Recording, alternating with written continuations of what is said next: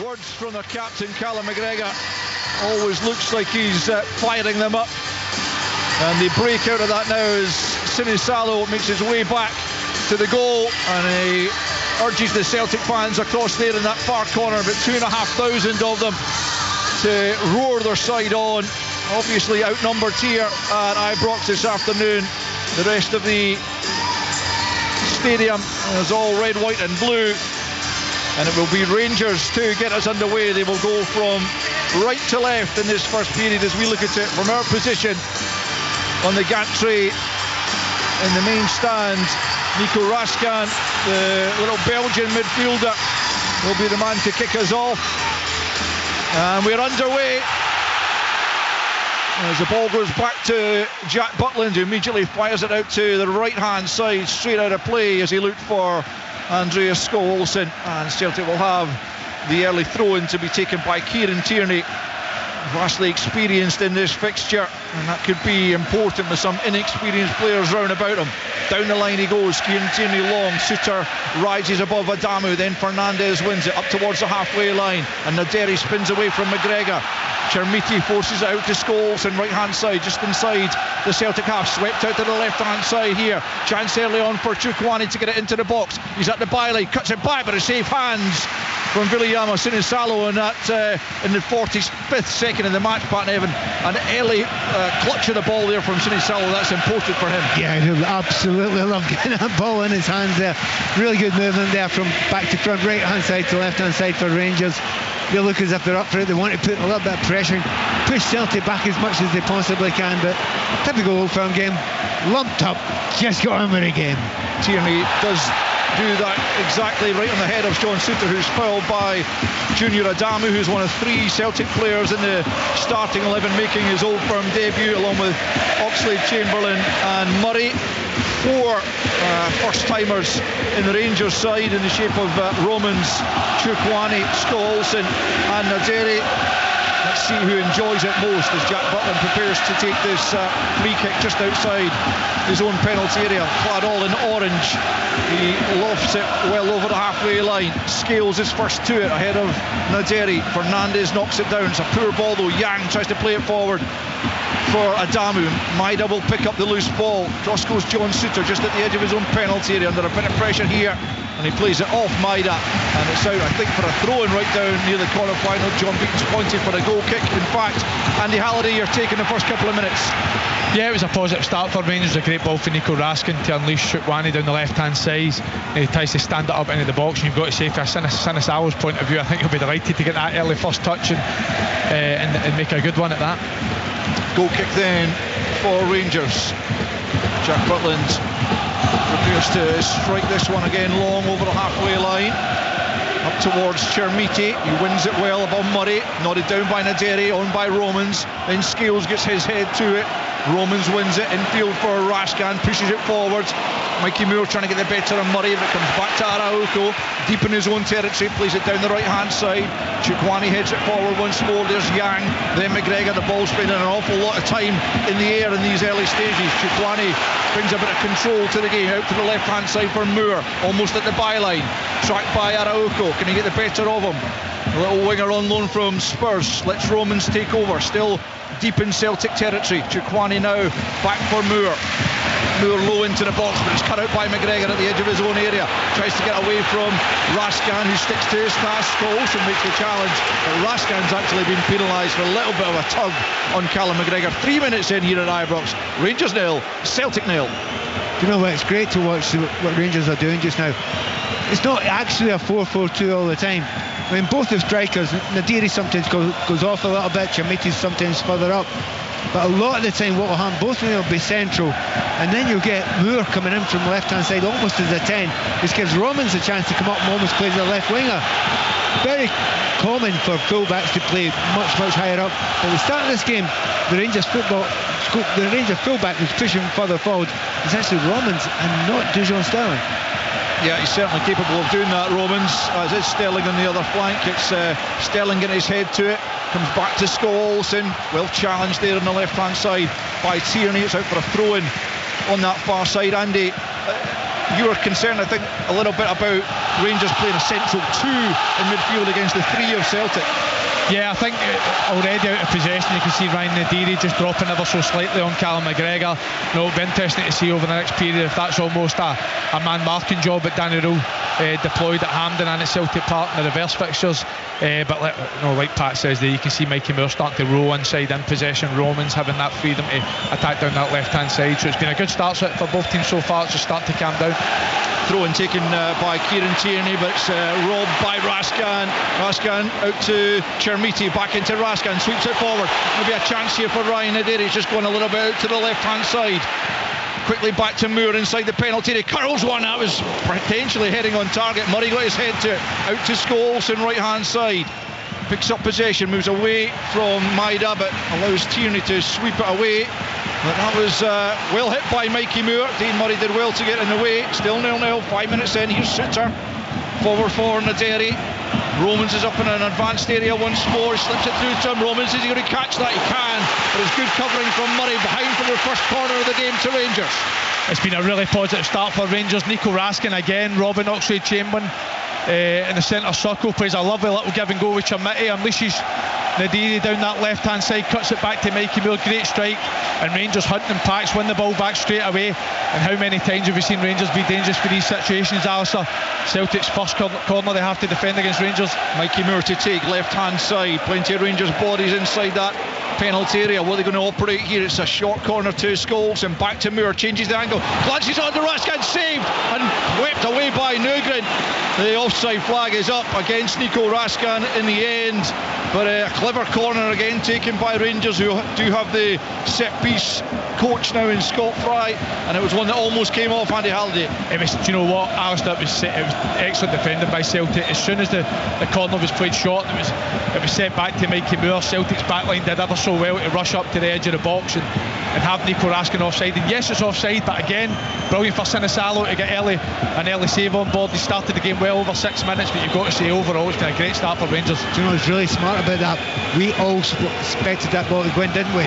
Because of the physicality of Rangers. But it's really good done. They've got themselves in a good position there. What I'm really impressed with Rangers so far this season, start of this game, every pass is a forward pass. Every single pass is fast and it's forward. Yeah, it's a free kick to Rangers. Nico Raskin making the point to the referee John Beaton that the advantage might well have been played there, because Chukwani had picked up Araujo, had gone right through the back of Mikey Moore, who's still on the ground.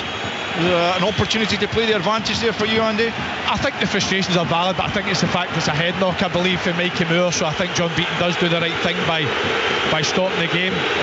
Chukwani as well has looked really dangerous so far. You know, you always thought with the setup for Rangers today, Raskin and Chukwani would both be really disciplined, just being the two in there, but we've already seen Chukwani 2-3 times break into the box, and that was him breaking down the left hand side there again. The boos you heard there, because John Beaton just had a word with Julian Araujo rather than showing him the yellow card. The free kick's taken by Fernandez. It's Araujo and Romans who contest it. Breaks for McGregor, which is deep in his own half, and it's won back by Rangers. It's Romans into the penalty area. He comes, cuts it back for Moore. Can he get the shot off here? Plays it to Sterling instead. Sterling out to Scholes, right hand side of the box. Scales is out to meet him, gets it back into the area. Chermiti, goal! What a goal from Youssef Chermiti to open the scoring for Rangers. It's Scott McTominay-esque. The overhead kick from Chermiti. Where did he pull that from? What a goal to put Rangers in front in the early stages here. It's Rangers 1, Celtic 0. I can't believe what I've just watched. Think of Scott McTominay against Denmark. Scott Volson dinks a lovely ball with his right foot into the box. Youssef Chermiti gets about 9 foot above ground, overhead kick by Sinisalo. What a goal, what a start for Rangers. I mean, you cannot describe it any other way without using the words Scott and McTominay. It came over from the right hand side, and you know it's what he's going to try there, because he's up very, very early. But the pace in which he catches it, he has leathered it into the corner. What a goal from Rangers. They have been the better side, and the lift it's going to give them, and the negativity towards Celtic, who have hardly been over the halfway line in the last 5 minutes. Youssef Chermiti with an 8th goal of the season. I think we can say with some certainty that that was the best of the lot so far. He's taken a while to get the Rangers fans to warm to him. The couple of goals he scored at Celtic Park certainly helped with that, but that was exceptional from the striker. Bought for £8 million in the summer, and people were questioning the value of that, but if we can produce a few more like that, they won't be questioning it anymore. Rangers have conceded the corner though. Celtic look to respond. 9.5 minutes played at Ibrox. Rangers leading by a goal to nil. Well, Alistair, Pat was talking about every pass Rangers have played has been forward. Cal McGregor wins the ball back in the defensive position for Celtic, and instead of just relieving the pressure and putting it down the line, he gives a horrible ball into Julian Araujo, and poor Romas is on him, steals it, and within 20 seconds Rangers get their opening goal. Corner kick then on the left hand side. Celtic's first. Can they respond immediately to that setback? And it comes from the left to the near post, and it's behind, I think, for another corner. Yep, Celtic will have a second go at it over there as they look to bite back in this huge contest. It's the Rangers fans though who are enjoying the opening 10 minutes after that Youssef Chermiti scissor kick from about 8 yards out. Great athleticism and acrobatics. But here comes Celtic again with the corner. Near post ball once more. Scholes gets something on it. Liam Scales hit the deck, but the game keeps going as Nugren tries to make something of it. Back out to the right hand side. It goes. Is there a free kick there? No. John Beaton allows play to continue, and Scholes picks up coming down that right hand side. Plays it infield. Chermiti will have to check. In fact, he leaves it for Chukwani. Rangers bursting forward, looking to add to their tally. It's Chukwani into Mikey Moore, edge of the box. Just good footwork to get away from Yang. Now he's at the byline, stands it up. It's over the back post, and it's just wide at the back post. Sent wide by Scholes in the end, as Sinisalo was backpedaling furiously. But Rangers just unable to force that on target from a narrow angle. 11 minutes in, it's Rangers 1, Celtic 0. It's the second time within 11 minutes that Alex Oxlade-Chamberlain's been robbed of possession, and the pace that Rangers attack to get from one end to the other in the matter of seconds. It's a great ball for Chukwani to find Mikey Moore in the pocket, and it's a lovely half turn, great feet to dive into the box. Again, that stand-up cross, but the angle was just a little bit too tight. Rangers have started this game ever so well. Yeah, Oxlade-Chamberlain's barely get into the game so far, has he? But Rangers have been impressive as Fernandez wins the header, and then Naderi leaves it to Mikey Moore left hand side. Naderi now takes over. Araujo with the interception, but he won't be able to keep it in play. Rangers have the throw in deep in Celtic's half, just about 10 yards from the corner flag on this left hand side. Romans will come forward and take it, but Celtic haven't really got up to the pace of the game as yet, as Romans has it now. Plays it infield. It's a lovely ball for Mikey Moore. I'm not sure how it got through there. Mikey Moore off Callum McGregor. Rangers have another corner.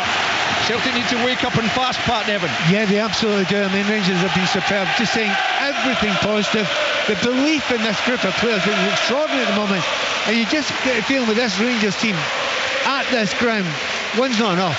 If they get another one, two's not enough. They have got such positivity and such belief in themselves just now. And Celtic are really creaking.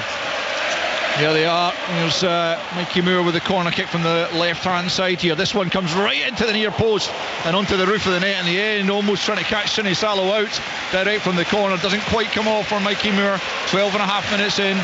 Rangers leading by a goal to nil. A special goal from Youssef Chermiti. You're listening to BBC Radio Scotland and 5 Live's coverage of Rangers against Celtic. This monumental game in Glasgow, taking on perhaps even more significance than usual in terms of their position in the title race. Hearts fans listening out for, I guess they're probably looking for a draw from this one. Celtic need to buck their ideas up. Plenty of time to go though, just 13 minutes in, as Tierney has it, goes back the way to Liam Scales, midway inside his own half. Nugren comes short and picks up possession on the halfway line, but he has to check back to Tierney. Tierney back into Scales. Scales plays it square to Dane Murray. And Murray out to Araujo here. Popped up with that late winner at Rugby Park, so vital for his side. Chukwani now picks up possession though. And Raskan forward to Moore, quickly closed down by Araujo, now to play for Rangers, throw in on the halfway line on the left hand side. 13 and a half minutes played. Rangers 1, Celtic 0. One of the things you could say, Alistair, is that Celtic style is more measured. Andy was talking about it earlier on, that they pass the ball well, they hold the ball well. There's not been an opportunity to do that yet, but they will keep on playing that way. Rangers playing at this place, I can't imagine they could keep that going for 90 minutes. Although I remember saying that against Hearts the other week, and they managed to do it. But that's what Danny Rowe's telling me to do, isn't it? He's telling me, keep it up, keep that pace up. Try and put this game to bed almost this early. Celtic won a free kick just inside their own half to be taken by Callum McGregor, who tries to arrow it over the top for Dyson Maeda. Dujon Sterling's allowed him to get wrong side, but does get his head to it at the full back, and then manages to complete the clearance up towards Naderi. He's just caught Scales as he went to go for it. Well, John Beaton's pointing for a throw in. I thought Scales was impeded there as he played it, but the referee says no, it's a throw in to Rangers just inside their own half, right hand side, as we approach the quarter hour mark. Plenty of football coming up here this afternoon. Some big games in the English Premier League for the 5 Live listeners, not least Man United Crystal Palace at 2 o'clock, followed by Arsenal against Chelsea at the top of the table. 4:30. Back to Sinisalo inside the 6-yard box, launches it over the halfway line. Adamu can't get there, but Yang might latch on here. Cuts inside Suter. Here's Yang approaching the Rangers box. It's Maeda now out to the left hand side, cuts it back. Raskan's in the way and picks up possession. Celtic's attack comes to nothing, but that was almost promising for a moment there, Pat Nevin. Yeah, Maeda's touch wasn't the best there. He had to have the perfect touch to get in towards goal. It went a little bit too wide, but maybe first or maybe the second time Celtic have got the ball where they want it, a little bit of control. And maybe Maeda's looking the most dangerous at the moment because he keeps on going behind that defence, and we all know Scales looking for Adamu just beyond them though. Butland comes off his line and grabs that one. Celtic do seem to be playing that ball just in behind the Rangers defence, trying to get them turned, but so far Rangers have kept the clean sheet. Just a quarter of an hour played though. 1-0 they lead. Yusuf Chermiti with an 8th goal this season. All of his goals have come in the Premiership as Chukwani picks up possession. Adamu trying to come back at him, cuts across him and Nygren, and keeps possession. Looks like he's been a promising signing, Chukwani, in the January window. Rangers did a fair bit of business as they look to try and push for the title. Played forward to another January signing in Naderi, and now Scholl Olsen, who's on loan. It's Raskan now, right hand side for Rangers. Plays it back the way to Dujon Sterling. Now Chukwani. Chukwani gets his head up, plays it to Fernandes inside the centre circle. It's a loose pass cut out by Araujo. Back goes Romans. Wins it momentarily. Nygren wins it, and then the challenge comes in from Romans, comes back off Nygren, and it will be a Rangers throw in on the halfway line, left hand side. It's breathless as always, Andy Halliday. It is, and we talked about Celtic players have to wake up and realise the game started. I think Emmanuel Fernandes already, there's a couple of occasions now he's been a little bit lax on the ball. Again, he doesn't take a great first touch there. There's a poor pass into two Romans, he gets intercepted by Araujo, but Romans alive to a danger, wins it back, throw into Rangers. Looked like a nudge there from Chermiti on McGregor. Again, nothing given. Araujo gets it forward. Fernandes high up in the air on the halfway line. Maeda gets his head to it, backed away for Nygren, and now McGregor. Celtic looking to bring a bit of calm to the game, and a good pass from Nygren out to Tierney on the left hand side. Sterling comes up to meet him, back with Scales. He comes forward down the left hand side. Nygren in a bit of space. Sterling trying to get back with him, makes the challenge, and it's off Sterling. It'll be another Celtic corner on the left hand side. Celtic looking for a leveller. 17 and a half minutes in, they trail by Yusuf Chermiti goal to 0. As toss goes Alex Oxlade-Chamberlain to take this corner kick. He's tried a couple of near post balls, wonder if he'll try and mix it up. Callum McGregor is available on the angle. Mikey Moore just a few yards away from him as he looks to shut that off.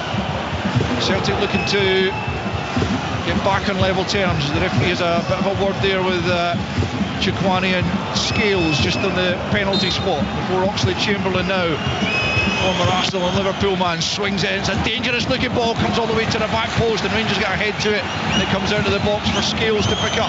Scales right hand side now, trying to get the ball back into the danger area. It comes off Tierney and behind for a goal kick, unfortunately for Celtic, but to the delight of most of the fans in the stadium. And after 18 and a half minutes, still Rangers 1, Celtic 0. It's good work for Chutwani and Chermiti to show off a danger. Celtic try and create the overload out wide, but Chermiti doing the hard work, doing the hard yards, comes back, makes it a 2v2. Obviously an element of fortune with the ricochet, but relieves a wee bit of pressure. Celtic have come into the game in the last 2-3 minutes. They've certainly looked a lot more control within the game. Rangers will be trying to get the ascendancy back, but it's been a breathless opening 18 minutes. Jack Butland then with the goal kick. Celtic haven't won on their last 4 visits, albeit 3 of those have been draws. You have to go back to September 2023 when a Kyogo goal was enough to separate the sides.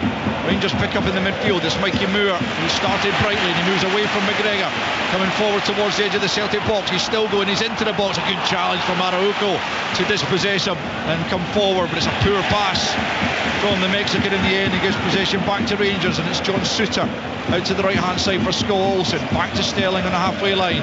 Souttar once more, just a few yards deeper, tries to angle it out, looking for Romans, who might have been in an offside position, and indeed the flag goes up against the Belgian fullback, who, like Chutwani already mentioned, and he looks like a good acquisition in the January window to Romans. He does. Looks like he's got something. He brings a different type of dimension, a different type of profile to the Rangers team. Big powerhouse, excellent to win the ball back, but composed in possession as well. Certainly looks like a great find that they picked up in January. Maida plays the ball inside, but it evades his Celtic teammates, and Fernandes gets it forward to Moore. He looks for Naderi, and Salo comes out of his box and plays it over the halfway line, but it's won by Adamu. McGregor now picks up. Celtic looking to him to compose their side. The 2,500 Celtic fans over on that far side, stunned into silence by that Youssef Chermiti finish. I think most people on the ground were, to be fair. As Scales brings it forward now for Celtic, closed down by Naderi to the halfway line for Oxlade-Chamberlain, harassed by Nico Raskin, gets it back to his goalkeeper though, and now it's Liam Scales midway inside his own half, out to Tierney left hand side, slips it down that left flank, looking for the Maida. Across comes Souttar and just clears the danger out of the park over on that left hand side as Celtic come forward. 21 in, 1-0 Rangers. You listen to Radio Scotland and 5 Live's coverage of a massive Old Firm derby. Tierney goes back the way to Liam Scales with the throw-in, 10 yards inside the Rangers half, back to the halfway line to Murray, who plays it square to Araujo, closed down by Mikey Moore, makes the pass off to Nygren. Big goal threat as Yang picks up on the right hand side, tries to move away from Romans. He gets a foot in but only succeeds in knocking it to McGregor. Back to Murray it goes, and now Scales just inside the Rangers half and out to the left hand side for Tierney. Almost at the midway point in this first period, Rangers a goal up as McGregor has it. Best of possession is from Celtic, out to Tierney left hand side, ball into the box, Butland gathers it as near post. That's a good take because he was under a bit of pressure, as much from Manny Fernandes as anyone else, but he took it cleanly. An important take at the near post. Pat Nevin. Just sums up the difference between the two teams, the styles. They are very, very different. Lovely control football from Celtic there. Played it around, waited for the gap to open up, and eventually did. Got down that left hand side. Brilliant ball in there. Keeper done extremely well. What was really getting to me watching this game just now, I think they'd not. Here's a modern phrase for the game. The 2 number 42s are very important today, and it is, because McGregor is so imperative to get Callum McGregor on the ball if you're Celtic controls games. Whereas you look at so far, Chutwani has probably done more in this game so far using his pure power. He's been really he's got the eye very much so. Jack Butland preparing to restart the game. He just needed a little bit of a check there after taking a bit of a knock from Fernandes, I think it was. Here's Chermiti playing it through, looking for Moore. Scales is across the cover, plays out on this near side for a Rangers throw-in. 23 in, Rangers leading by 1-0. Mikey Moore's been an absolute pest to Celtic, hasn't he? I mean, he's running with the ball, he's taking players on, he loses now and again, but he's asking some serious questions. Now, you as a winger know, even if you fail once, you just go again, don't you? You just keep running at your fullback. You only need to win that once. If you win it once and score a goal, you've won the day. Indeed. Here's Fernandes, midway inside the Celtic half, plays it slightly back the way to Suter, closed down by Adamu. Suter out to the right hand side for Scholes. Scholes goes back to Fernandes, just needs to be careful here. He's the last man when he plays the pass short to Chikwani, forward for Naderi, back to Chikwani, lifts it over the top and all the way through to Sinisalo. A couple of slips in there and comes to nothing as immediately Oxlade-Chamberlain is on the move over the halfway line, steps away nicely from Chikwani out to the left hand side. This is promising for Celtic, or at least it was, until Maida plays a really poor ball across the face of goal. You're always expecting better from him from that left hand side, but no chance for Adamu to get onto that one, and it remains after 24 minutes Rangers 1, Celtic 0. No, it's interesting you're watching Rangers when they attack, Alistair. Yang and Maeda are falling both fullbacks all the way back, so Celtic are almost reverting to a back six when Rangers are attacking high. That being said, Rangers are investing bodies into the box. That was Chikwani diving forward, and if they lose the ball in these scenarios, Celtic will look to spring on the counter-attack really quickly. It was good football, just not quite the final ball for Daizen Maeda. Just having a quick look at the possession stats, it's pretty much 50-50 in these opening 25 minutes. But Rangers crucially with the 1-goal advantage given to them by Yusuf Chermiti after 8 minutes. An acrobatic effort worth catching on the highlights on Sports Scene on BBC Scotland later on, or indeed on the iPlayer. It's a beautiful strike for sure as Suter has it now for Rangers. Plays it forward down the right hand side for Scholes and tries to play it infield for Naderi, who gets it back to Scholes on right hand side. Now it's Raskan. Maida's coming back at him, but Raskan plays it into the box. A slice there by Murray, takes it over. It's Chermiti with a chance and a goal! Oh, it's outrageous from Yusuf Chermiti. A massive error. First from Dane Murray, then Araujo. Robbed by Chermiti. Such cute feet, and he pokes it past Sinisalo. It trickled over the line. Rangers have a 2-goal advantage. Both scored by Yusuf Chermiti. Rangers 2, Celtic 0. I don't know what it is with Yusuf Chermiti in this fixture, but it does it again. Dane Murray has to deal with what is just a routine ball into the box from Nico Raskin. He doesn't deal with it, he sclaffs it with his left foot, but Yusuf Chermiti does ever so well to keep it alive. Flicks it by Julian Araujo, flicks it by Sinisalo, 2-0 to Rangers. Do you know what? That skill there, some would argue is actually maybe even better than the first goal, because he's flicked it around, he's got his back to goal. Araujo has no idea where he was. But you must say about Celtic's soft centre, 2 centre backs, they're missing obviously Trusty. Carter Bricker's obviously out long term as well, but they look very soft through the middle there. But take nothing away from that goal, or indeed both goals for Chermiti. They have both been international class. Just to follow you up on that, Pat, how many times in 25 minutes have we seen Chikwani or Raskin turn the ball over for Rangers? Yeah. Negan, Oxlade-Chamberlain and McGregor have not tackled a single Rangers player yet in possession. Celtic need to be much better off the ball and make more contact. Just faster and livelier and sharper, quicker to the ball, and wanting to go forward that much quicker. And it has worked so well for Rangers. I said a few minutes ago, Rangers are not happy with 1. They'll go for 2, 3, and it looks as if they're capable of doing it. Ibrox is quite literally bouncing here. You can feel the reverberations in the gantry here as almost to a man, woman and child, the Rangers fans jump up and down to celebrate the 2 goals that have given them the 27-minute 2-goal advantage. 2 outrageous pieces of skill from Yusuf Chermiti. He had absolutely no right to score that second one. The mistake initially from Murray, and then Araujo looked to be in charge of the situation, but Yusuf Chermiti just extended a long right leg, brought the ball under control before poking it past Viliama Sinisalo, and Celtic trail by 2 goals in this must-win fixture for both sides. And you do begin to worry about Celtic's ability to come back if they were to lose this one. Yes, they would still have a game in hand in Rangers and indeed on Hearts, but it's a long way back even for the champions as McGregor tries to feed it forward for Yang. Romans is there first. It's Celtic.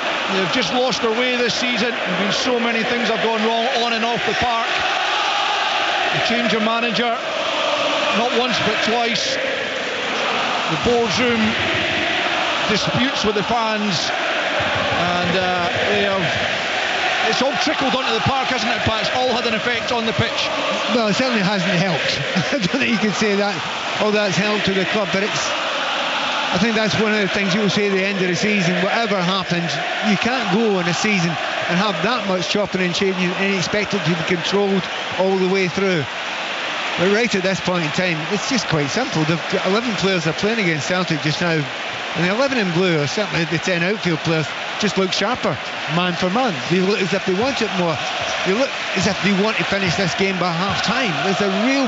And the belief is the other thing about it. How Danny Rose got this level of belief out of this team is extraordinary, considering what it looked like at the start of the season. It's a head knock here, I think, for Adamu. The referees stopped the game. Suter won the ball and then kind of almost fell over Adamu, who's come off second best. I don't think it's a free kick. I think maybe it is going to be a free kick. I thought it was a drop ball, but John Suter's complaining to John Beaton that he didn't do anything wrong, and I tend to sympathise with what it's going to be. It's going to be a drop ball to Celtic, which is probably fair enough.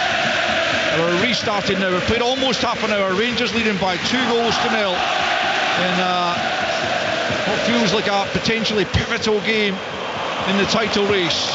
Rangers looking to narrow the gap on Hearts to 4 points. Still a long way to claw back, but a win in this fixture would do them a lot of good. And it would do Celtic a lot of harm, you would have to feel, as they come forward looking to get back into the contest before half-time. We've got 15 minutes left in this first period. Coming up later on after Sports Sound on BBC Radio Scotland, we've got Off the Ball from 3 o'clock, and on 5 Live it's Premier League Sunday. There's 4 games in the top flight to look forward to with Steve Crossman. Here's Chukwani in the middle of the park. He's played well so far for Rangers. He clips that one forward. Murray gets his head to it though and picked up by McGregor. Feeds it forward for Nygren. Celtic absolutely need the next goal in this game. As Scholes plays it back to his goalkeeper Jack Butland, up to the halfway line. Chermiti back to Mikey Moore. Great bit of skill to move away from Araujo. Here he comes forward. Good challenge from Yang. Took enough of the ball there. Really good work by Yang, but Celtic have given it back to Raskan here, coming up towards the edge of the box. McGregor faces him up. Back comes Maida. Still Raskan though. Get himself in a tangle there. No foul. Referee's right to wag his finger. There was no way that was a foul. Raskan just got himself into a bit of a muddle there, and the chance is gone, but Rangers have won it back again. As Pat said, they look hungrier here as Mikey Moore has it, faced up by Oxlade-Chamberlain. Forward comes Romans into his path, takes a decent touch. Araujo's in his way again. He goes down. Rangers fans howl for a penalty, but no chance was that ever going to be given. Still 2-0 Rangers, and Celtic have possession through Yang. Finds Nygren midway inside his own half.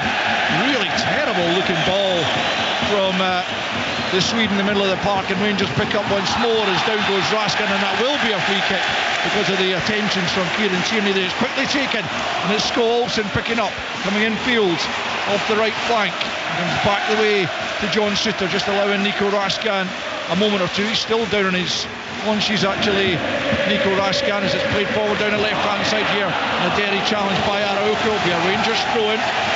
Raskin just looks a little bit uncomfortable out there, Andy. Yeah, he looks it, but I must say, sometimes he can get lost in this game, but after 32 minutes I think John Beaton's refereed really well. I think Raskin, they're trying to buy the foul. Again, I don't think there was any doubt there wasn't a penalty there for Romans. So he's letting the game flow, and it's the reason we're seeing such a frantic opening 32 minutes. Well, the nice thing is the players aren't diving and rolling about too much either. It's a good challenging game for all the players. It's flown by. It's been going at such a pace, but I have to keep on going back to Mikey Moore. I think he's been absolutely, he's had some touches today so far.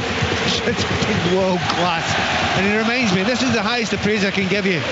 Kvaratskhelia is one of my favourite players in world football. He's playing like him today. Yeah, I see the similarity certainly, Pat.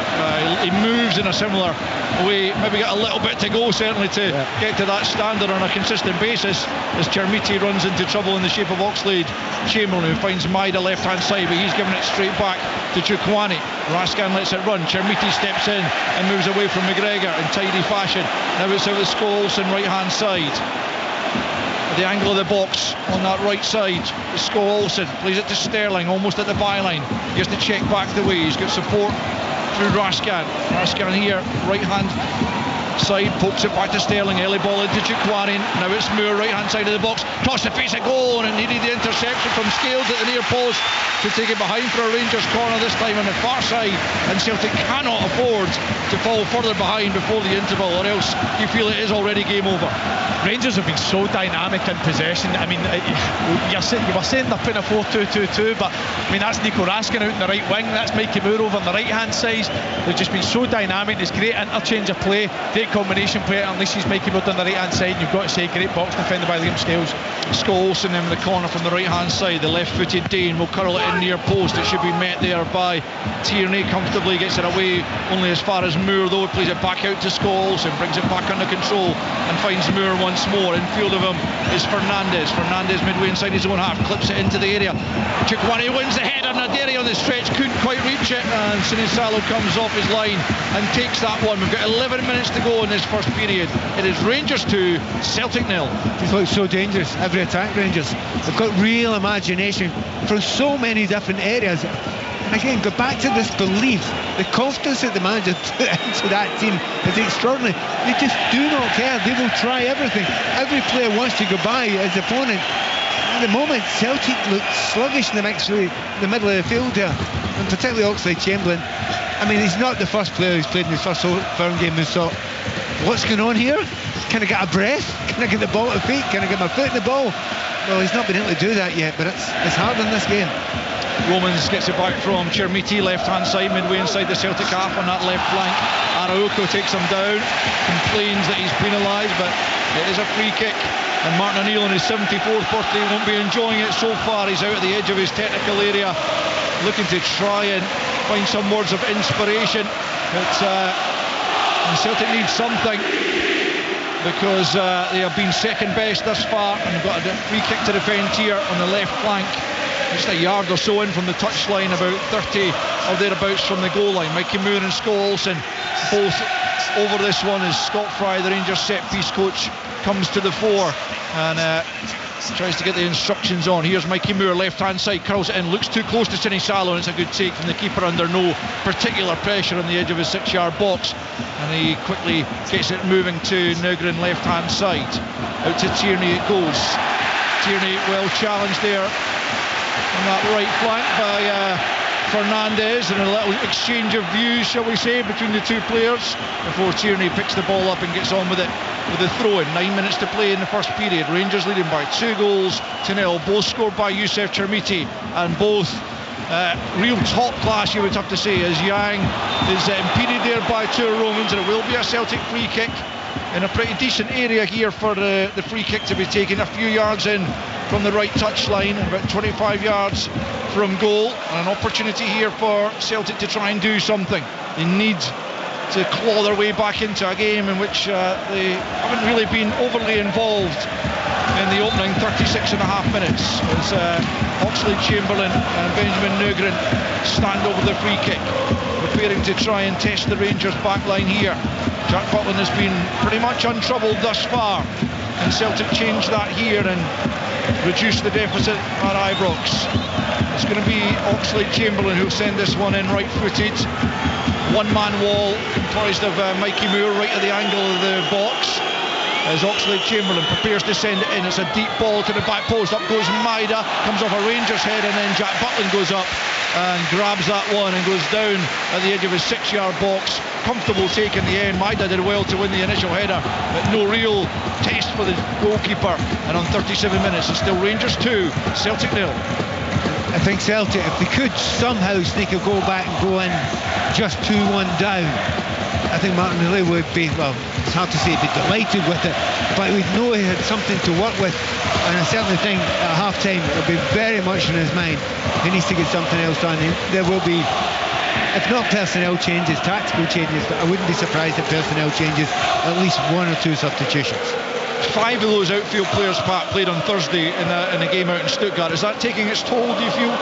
It might do. It might be part of it, but that's part of the game. You have to be able to deal with that.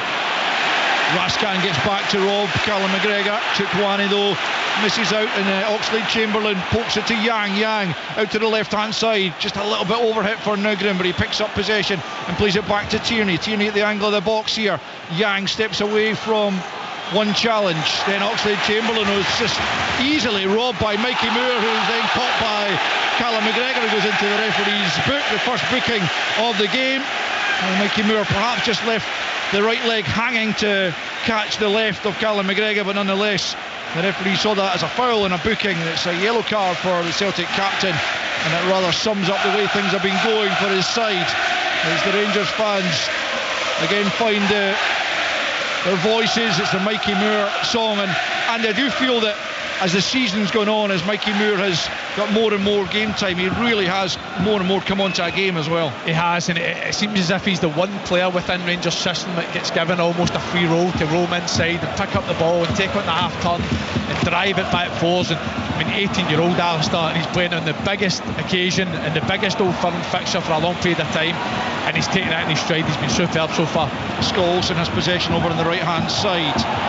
Hauled down, was he, by Tierney? The assistant's flag there, and it will be a Rangers free kick right on that touchline over on the far side, the Rangers right, about 12 maybe from the corner flag, and an opportunity here for them to perhaps work another set piece and get that third goal that you feel perhaps at the moment, Pat, a third goal might take the game beyond Celtic. Well, we've seen mad, weird things happen in Celtic versus Rangers and Rangers versus Celtic games. But 3 goals, but the way that Rangers are playing just now, the fact that they have got real power in the bench to bring on, that might be allow them to keep this sort of pace up for the second 45, because it's 5 minutes to go to half time. They don't look as if they're slowing down any moment now. It's going to be Mikey Moore then on that right hand side, right footed to take this free kick. What has he got up his sleeve here? Just a ball straight into the box, the header just wide from Fernandes. He won it so easily, almost unmarked at the edge of the 6-yard box, and arguably should be hitting the target. Instead it goes a yard or so wide of Sinisalo's right hand post, and it remains after 40 minutes. Rangers 2, Celtic 0. Well, it's the first time Rangers have managed to get a good delivery into the box to these situations, and you've got to say Fernandes has to do better there. It's a free header, only 8-9 yards out, where he gets plenty of power on it but not enough to direct into the corner. It's a big chance. It's a big miss, isn't it? It's a really big miss there, because all you need to do is get on target, and you've got the entire goal to aim at. There's nobody marking you. You're clear. The 7-8 yards out. I mean, far be it for me to tell people how to head of football, but you should be able to get that on target, and if it was on target, it would have been a goal. Yeah, Manny Fernandes has certainly been a threat in those situations, as Naderi just fails to keep the ball in on this near side. It'll be a Celtic throw-in, but Fernandes has chipped in with 6 goals since he's come into the team, many of them goals like that, headers from corners, albeit the one at Livingston he fairly rattled in from the edge of the penalty area. Really sweet strike to begin the comeback against Livy. 2 drop points though in that game that they might yet come to rue, but at the moment they're leading by 2 goals to 0 as half time approaches. 3.5 minutes left of the initial 45. Played forward by Chukwani, but with too much on it, and it's all the way through to Sinisalo. Celtic yet to have a meaningful shot at goal. Rangers with 2 goals of the utmost quality from Youssef Chermiti to give them the advantage here, as Celtic have it through Yangs. Good ball for Nygren, but he doesn't have the speed or the acceleration to move away from Chukwani, and Rangers play it back to Jack Butland, who immediately launches it forward. Naderi's underneath it, but Murray wins the header. Nygren's back there to keep possession for Celtic, and now it's McGregor to his left for Kieran Tierney. Tierney turns back the way towards his own goal. He's looking for an angle. He plays it to Scales, who'll be closed down by Chermiti. It's just up the line now for Maida. Sterling right on his back. Plays it back the way to Tierney once more, midway inside his own half. And now Scales once again. Is it a case now for Celtic, Pat, of simply getting in at half-time with no further damage and regrouping almost? Yeah, they'd probably almost take that just now, because it's, they almost went 3-0 down there. The energy levels are so low in comparison, particularly in that midfield, and you're looking at the Celtic forwards. I mean, how often have they actually mentioned Daniel's name other than just now when he fouls somebody? They're not really getting any pivot in this game at all. They're not getting a foothold at any point in time. There's a couple of times they've made some nice, pretty passing movements, but when it comes to that fight and battle in the midfield, they've lost every battle. In an Old Firm game, that's a disaster. Rangers have got a free kick about 20 yards inside the Celtic half, and they're pushing plenty of players forwards for this as Scott Olsen and Mikey Moore come back to debate who will deliver it in towards the edge of the Celtic penalty area. We've got about 90 seconds remaining of the original 45 minutes as Scott Fry, the set piece coach, comes to the edge of the technical area to try and get the instructions on quite vehemently. I'm not sure the Rangers players are necessarily picking up on what he's saying, but Moore feigns and leaves it to Scholes, and who flights it in towards the back post. Naderi's there, nods it down, might come for Suter, blocked by Murray. Back to Fernandez, he tries a snapshot, and it's going to go well wide of target in the end. But again, it's all too easy. Suter, Naderi wins the header relatively comfortably, and Suter's all on his own, and but for the block, might well have troubled Sinisalo. Still Rangers 2, Celtic 0. I think it's Dave Murray does a good job at closing the distance on John Suter, because it's like you said, it's a free shot, it's a free volley on goal to try and hit it towards target, but he does well to close the distance and block the shot. But like Pat was just talking about there, whether it's individual duels on the floor or individual duels in the air, Rangers are coming, Celtic are coming out sort of second best in every single scenario. It wouldn't surprise me whatsoever if Martin O'Neill's going to be making changes at half time. Yeah, well, that's almost upon us as Liam Scales turns it back to his goalkeeper from the halfway line. The fourth official, Duncan Nicholson, preparing to show us. Sounds like there's going to be a minute added on at the end of this opening 45. Hadn't been too many stoppages for sure. Here's Maida picking up on the left-hand side for Celtic. Can he somehow find a goal to give them a fighting chance coming into the second period? Scales clips it forward, but across goes Sterling to cut it out. Raskan picks up right-hand side, and he'll just play it down the right-hand wing as Scales cuts it out, comes back up towards Naderi. He can't hold on to it. It is a minute added on, and we're into that now here at Ibrox Stadium. Rangers leading by 2-0. Celtic in possession. Tierney quickly closed down there, plays the ball forward. He hit the deck under pressure from Raskan, who offers an apology. Celtic still continuing. McGregor in possession, and now Tierney takes over again. In slides Mikey Moore though to win it back. Scholes stopped in his tracks by Tierney. Rangers still in their own territory, but clipped forward by Sterling, and Scales knocks it out of play before Naderi can bring it under his control. Throw in on the halfway line as half time is just seconds away, but Rangers have utterly dominated this first period. Andy said something early on there about closing down McGregor. They've done a job in Callum McGregor, haven't they, Rangers? And if you do a job in Callum McGregor, I'm not saying it completely stops Celtic, but it's probably their main player. He is the metronome, but they've done some job on him today. Rangers just taking their time over this throw-in as John Beaton puts the whistle to his lips and brings the first 45 to a close. A first 45 that has very much gone Rangers' way, and 2 goals of top quality from Youssef Chermiti put them in the box seat as far as this huge match is concerned. The first came after 8 minutes. Andreas Skol-Olsen on the right hand side got the cross in, and Youssef Chermiti with the most fabulous acrobatic overhead kick from about 10 yards out, and it flew past Viliami Sinisalo in the Celtic goal. He didn't have an earthly on that one. He didn't know much about the second either. 26 minutes in, Raskan played a decent enough ball into the box. Dave Murray took a big swipe at it, got it all wrong. It sliced, but it looked like Julian Araujo still had the situation under control, but it nipped Chermiti once more, robbed him before poking it with the outside of his boot beyond Sinisalo.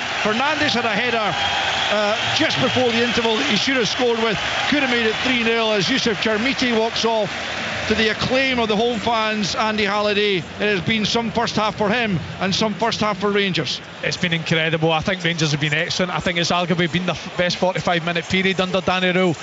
We said it earlier, but I just don't know what it is with Youssef Chermiti in big games. He's such an enigma.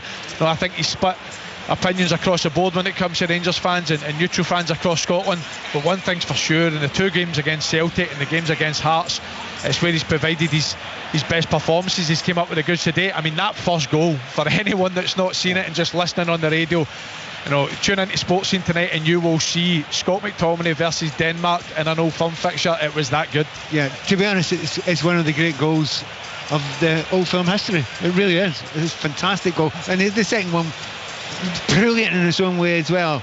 So Rangers are in a great position just now. Obviously more of the same they want. Second half like we both suggested there that Celtic are going to make changes. Well, we know for sure now, because two players that are warming up outside right in front of us just now, Hatate, they need energy in that midfield there. There's no doubt about that. I was just going to put it to you as well, Pat, obviously being a winger yourself, the amount of times that Celtic have got the ball in an unopposed situation, they're looking up, and Junior Adamu's just playing against Rangers centre-halves. He's not playing in the last line, he's not looking to run in behind, he's not giving any Celtic player an out ball forward. So I think we're seeing two people warm up, Sebastian Tenetke and Rio Hatate just now. I'd be amazed if you see Junior Adamu in the second half for Celtic. Well, I'd be quite surprised if you see Oxlade-Chamberlain as well. Again, it's nothing against him. This is a tough tie to play your first tie in, and to come in and play at this pace, and Rangers playing above the pace even you would normally expect in this tie. It's been really hard for him. Fabulous player, but he's not going to get that time in the ball today. Half time at Ibrox, Rangers 2, Celtic 0. And if it stays like this, that will mean Hearts top the Scottish Premiership, 63 from 29. Rangers second, 59 from 29. Celtic third, 54 from 28. In the Old Firm, that is a big if. But how's this for a big game player? Yusuf Chermiti, 8 goals in 22 games this season. Not a great record until you consider 4 of them against Celtic and 4 of them against Hearts. Second half commentary to come, of course, from Ibrox. After that, we've got Premier League commentaries for you, 3 of them at 2 o'clock. So shortly, we'll take you for the first time today to Brighton, to Fulham and to Manchester United. Much more build-up to come as well to Arsenal versus Chelsea. And we'll be back to the Cricket T20 World Cup, where South Africa only needs 7 from 18 to beat Zimbabwe, meaning that England will play in the semi-finals, the winner of the next game, which is India versus the West Indies. More to come on all of that after the news with Lisa McCormick. The voice of the UK. This is BBC Radio 5 Live. Thanks, Steve. Iran and Israel are exchanging attacks following yesterday's killing of the Iranian Supreme Leader. Tehran had warned of devastating consequences following Ayatollah Ali Khamenei's death and is launching strikes in Gulf countries which host US military bases. Several airlines have cancelled or diverted flights serving parts of the Middle East. Analysts say it's the worst disruption to air travel since the COVID pandemic.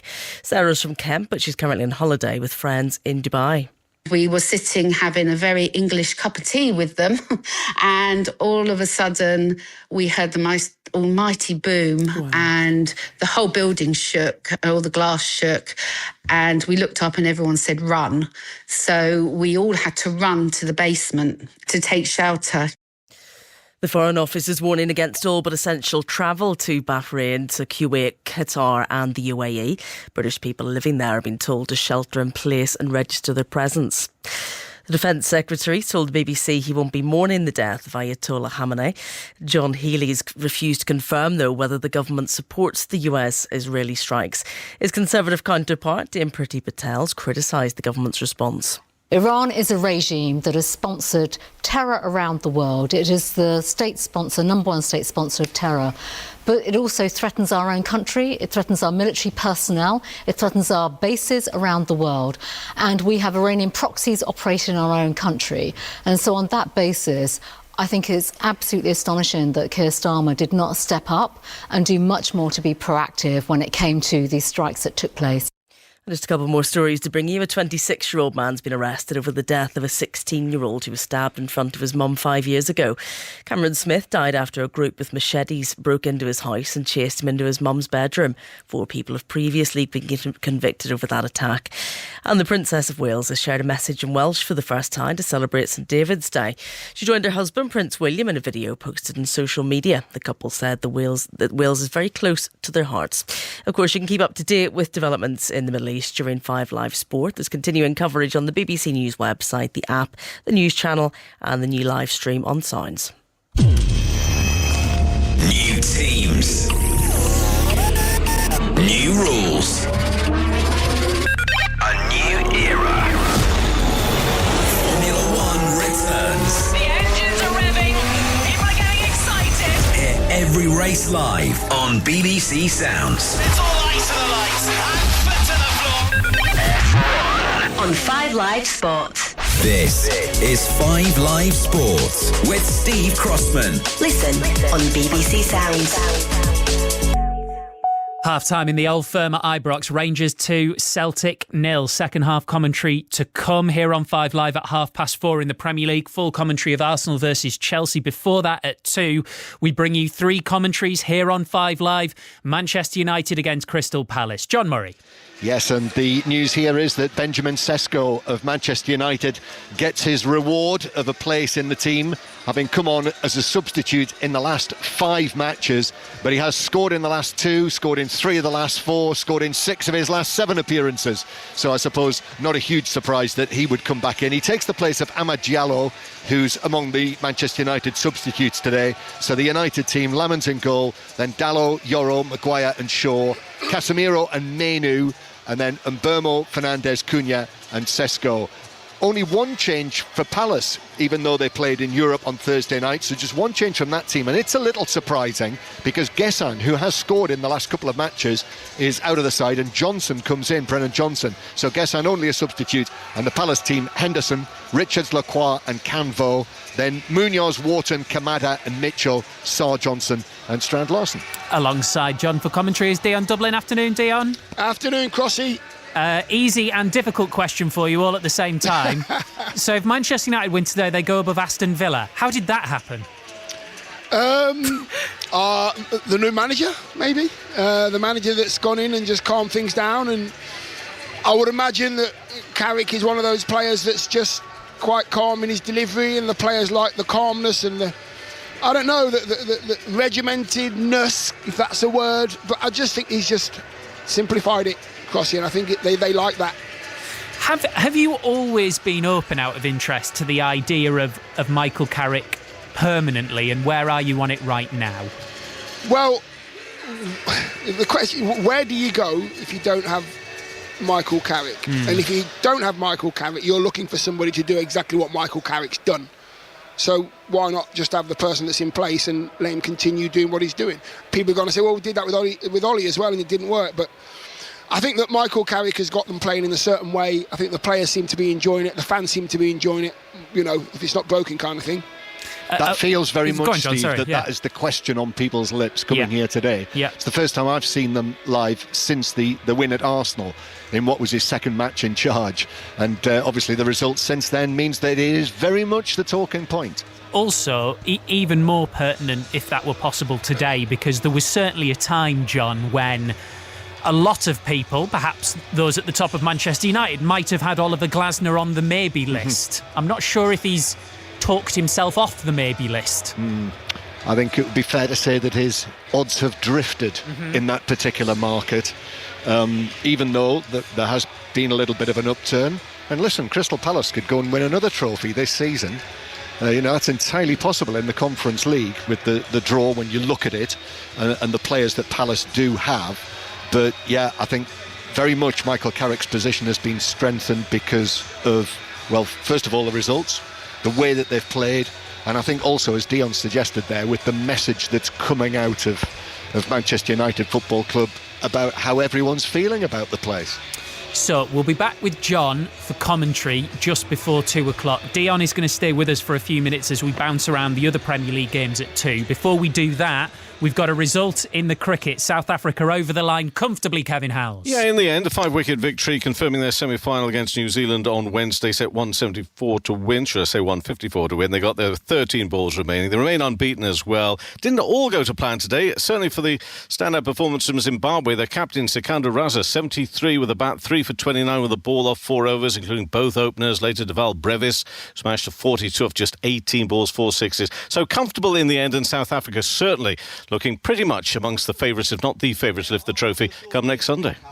So what that means is that England will play the winners of India versus West Indies in the semi-finals. Kevin will keep us up to date with that. That one starts at 1:30. So if you want updates on that and Manchester United versus Crystal Palace, you will get that with us here on 5 Live. If you just want Fulham-Tottenham, uninterrupted at 2 in the Premier League. It's live on 5 Sports Extra. Aaron Paul keeping an eye on it. Yeah, afternoon everybody from the banks of the River Thames, where it's now no win in 9 now for Tottenham Hotspur. The noise deafening around the football club. They sit 4 points above the drop zone. Igor Tudor says his side's battle for survival is the toughest situation he's faced in his career. He's made 2 changes to the side dismantled by Arsenal last weekend. Pedro Porro returns after a month and a bit out with a hamstring injury. Dominic Solanke comes in to the attack with Pat Matassar and Jed Spence dropping out. Fulham, they're without record signing and winger Kevin for several weeks. Oscar Bob comes in his place. There's no Joachim Anderson. Issa Diop slots into defence. Dion, it would have been a lot to ask Igor Tudor to start with a win in a North London derby. However, he needs to get... Yeah, exactly. But he needs to get a tune out of them now, doesn't he? Yeah, he does, and he's got to find a way. Michael Carrick's found his way here. He's got to find a way of getting those, forget the footballers, the people to respond to what he wants, the human being. How do I deal with that individual, and how do I deal with that individual? That's the skill that you need to turn a team round that's just a little bit disjointed at the moment. There's a lot of talent there, Steve, but, you know, obviously Sir Alex Ferguson was the best in the world at doing it. You've got to find a way how can I get that character on my side? I know the talent's there. Also at 2 o'clock, we'll bring you live commentary of Brighton Nottingham Forest on Sports Extra 2. Massive game for Forest, especially after West Ham's defeat at Anfield. Sahel Sahi.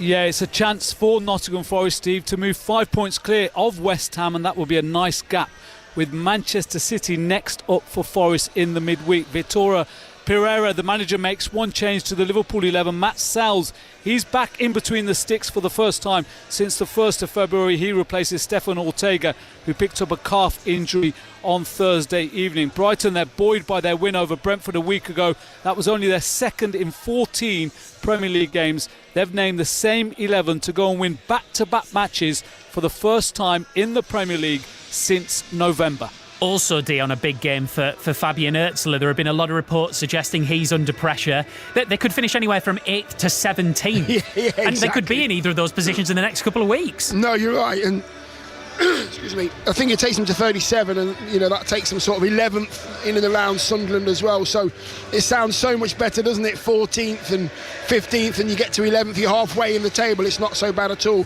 They've got lots and lots of talent. I just think they've lost their confidence, Steve. They're getting into the final third and they're not quite sure how to finish the ball off, where before they were finishing it off naturally. Now they're thinking about what they do in the final third, and I think that's been their issue, as well as obviously conceding goals, which isn't great. Great stuff, Dion. Thank you very much indeed. Cheers, Steve. So you will get full commentary of all of those games across 5 Live and BBC Sounds. Manchester United Palace on 5 Live. Fulham Tottenham is available on 5 Sports Extra. Brighton Nottingham Forest on Sports Extra 2. And then we are all back together for full commentary of Arsenal versus Chelsea at 4:30, which is an absolutely massive game at the top of the Premier League, with Arsenal just 2 points ahead now. Let's get second half commentary of the old firm with Andy Halliday, Pat Nevin, and first Alistair Lamont. Andy Halliday, Pat Nevin, and Al Lamont. Welcome back to Ibrox for the second half. Celtic already back out on the field of play, and they have made 2 changes. And it's Rio Atati and Sebastian Tunekti who have come on for Alex Oxlade-Chamberlain and Junior Adamu, both of their Old Firm debuts lasting just the 45 minutes. Let's see what kind of difference those changes can make for Martin O'Neill's side as Rangers re-emerge for the second period here. And it looks like they are unchanged. There's no great surprise there, given the way they played overall in that first period, and they are certainly well in charge as we enter the second 45 here.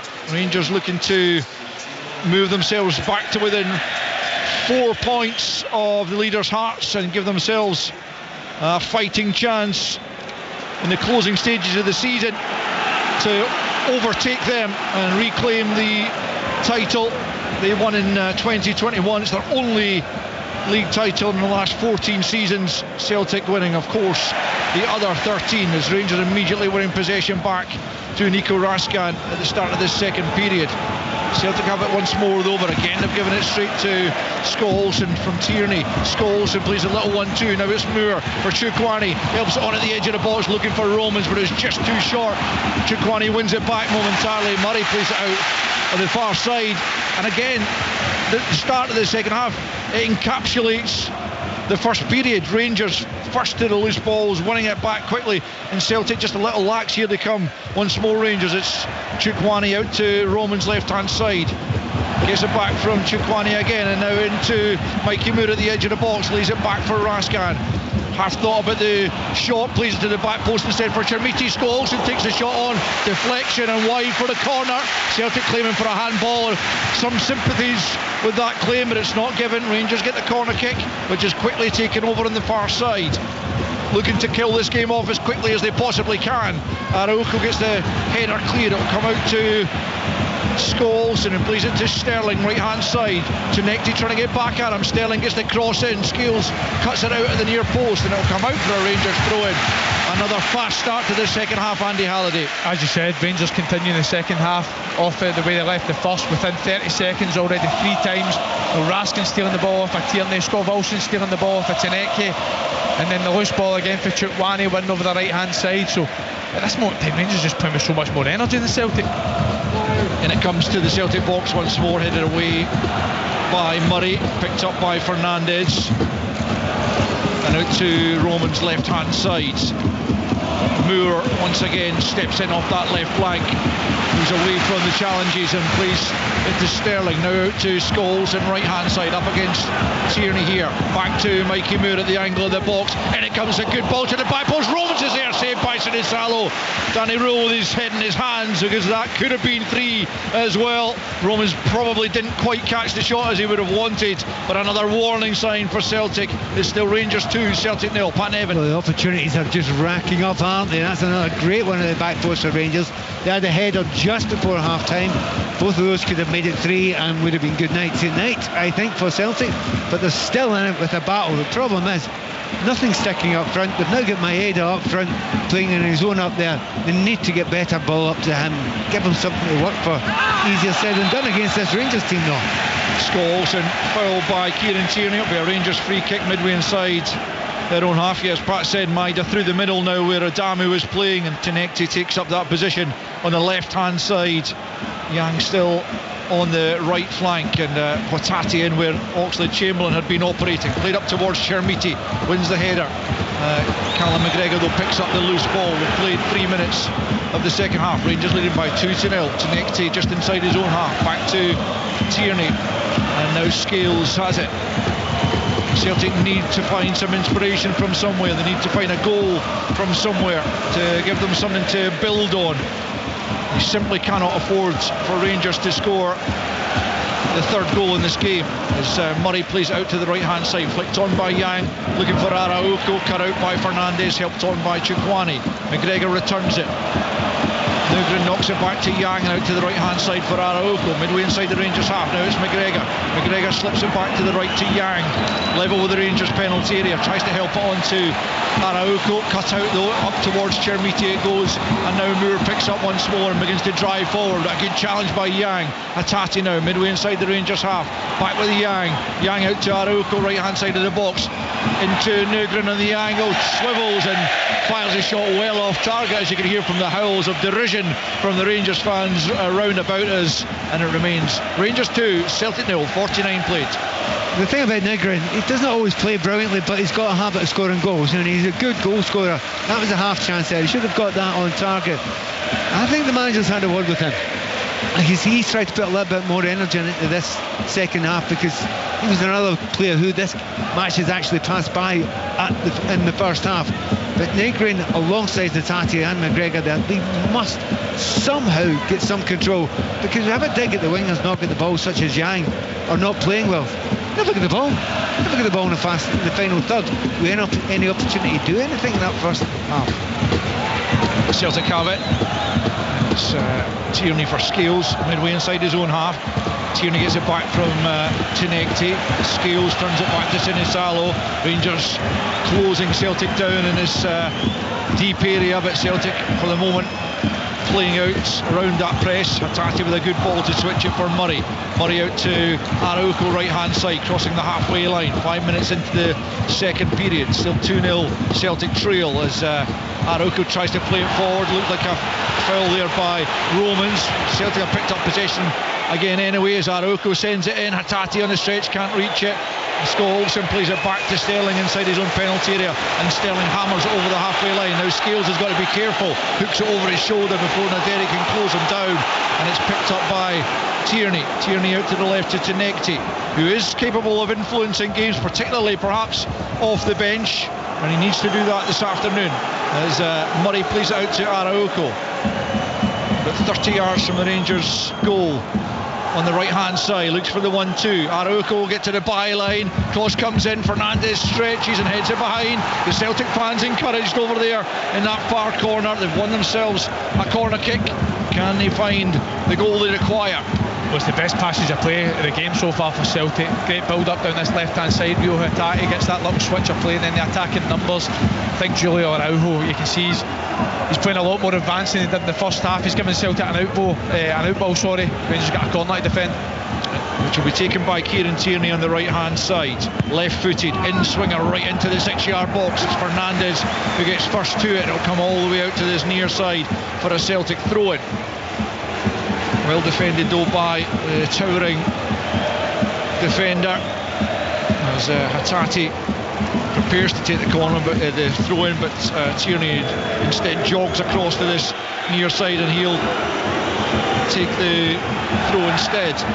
Just a few yards from the corner flag, throws it into Hatate. Hatate at the byline, gets the ball in. Suter cuts it out at the near post. Rangers, from their point of view, Andy, they don't want to be offering Celtic any encouragement in this regard. Oh, absolutely. They played with so much energy in this opening 52 minutes. They won't want that to drop, because if it does drop ever so slightly, you know Celtic are capable of working their way back into games. We've seen it so often recently, especially with their late goals. Yeah, they were 2-0 down at Rugby Park recently at half-time. Came back to win 3-2 with that 97th minute winner from Araujo. Rangers have forced them back to the goalkeeper here as Scales now picks up Danny Rule right at the edge of his technical area, urging his players to press higher. As Scales now plays it square for Dane Murray. 52 and a half leads. Rangers leading by 2-0. You listen to BBC Radio Scotland and 5 Live's coverage of a massive Old Firm derby as Araujo picks up right hand side. Back in field for McGregor. McGregor teases it forward, looking for the run of Maida, but too much in the pass and asking too much there of Dyson Maida. 53 played, Rangers 2, Celtic 0. Well, he's trying to play, I wouldn't say an impossible ball, but a highly unlikely through ball there. But you've got to see, we've talked a lot about what Rangers have done, particularly midfield, to look really dangerous up front. That back four has looked so solid. They've given nothing away. And up until now, I don't think I've seen one mistake by Sterling, Suter, Fernandez or Romans. Tierney will take this free kick. Out on the left-hand side, Celtic go back the way to Scales. Sinisalo now well out of his penalty area. Celtic need to find a goal from somewhere. McGregor gives it away in the middle of the park. Raskan picks up. Can Rangers do something here? Raskan forward to Naderi. Celtic will get numbers back. The flick from Chermiti is a poor one, and now Negrin can move forward in Celtic's counter-attack out to the left-hand side for Tenekti. Comes inside, Sterling plays it back to Negrin on the edge of the box. Now Hatate for his space. Can he get the shot off? He can. Down goes Butland to tip it wide. First save he's had to make, and it was a decent one. You'd expect him to make it, but Hatate caught it well from 25 yards. And there's the encouragement I was talking about. The Rangers needlessly gave Celtic Chermiti's slack play in the middle of the park, Pat, and it was almost a Celtic goal as a result. The narrative can change so quickly in any football match, but in particular this one. If Celtic could get a goal before it goes to 3-0, if they can get it to 2-1, it will totally change the attitude, it will feeling, and you'll see much more from Celtic. Here's Hatate again, picking up in the short corner from McGregor. It's Araujo from distance. He's going to go for it, takes a nick, and it's going to be another corner, this time on the far side. The Rangers fans unhappy that their team have dropped off, and neither's Jack Butland. He's roaring at his defence there to get out and meet Celtic before they can get these shots away. It's going to be a corner on the right hand hand side. Celtic's best period of the game so far, 55 in. They still trail by 2-0. It'll be Tierney with this corner kick from the right hand side. Is there a way back into the game for Celtic?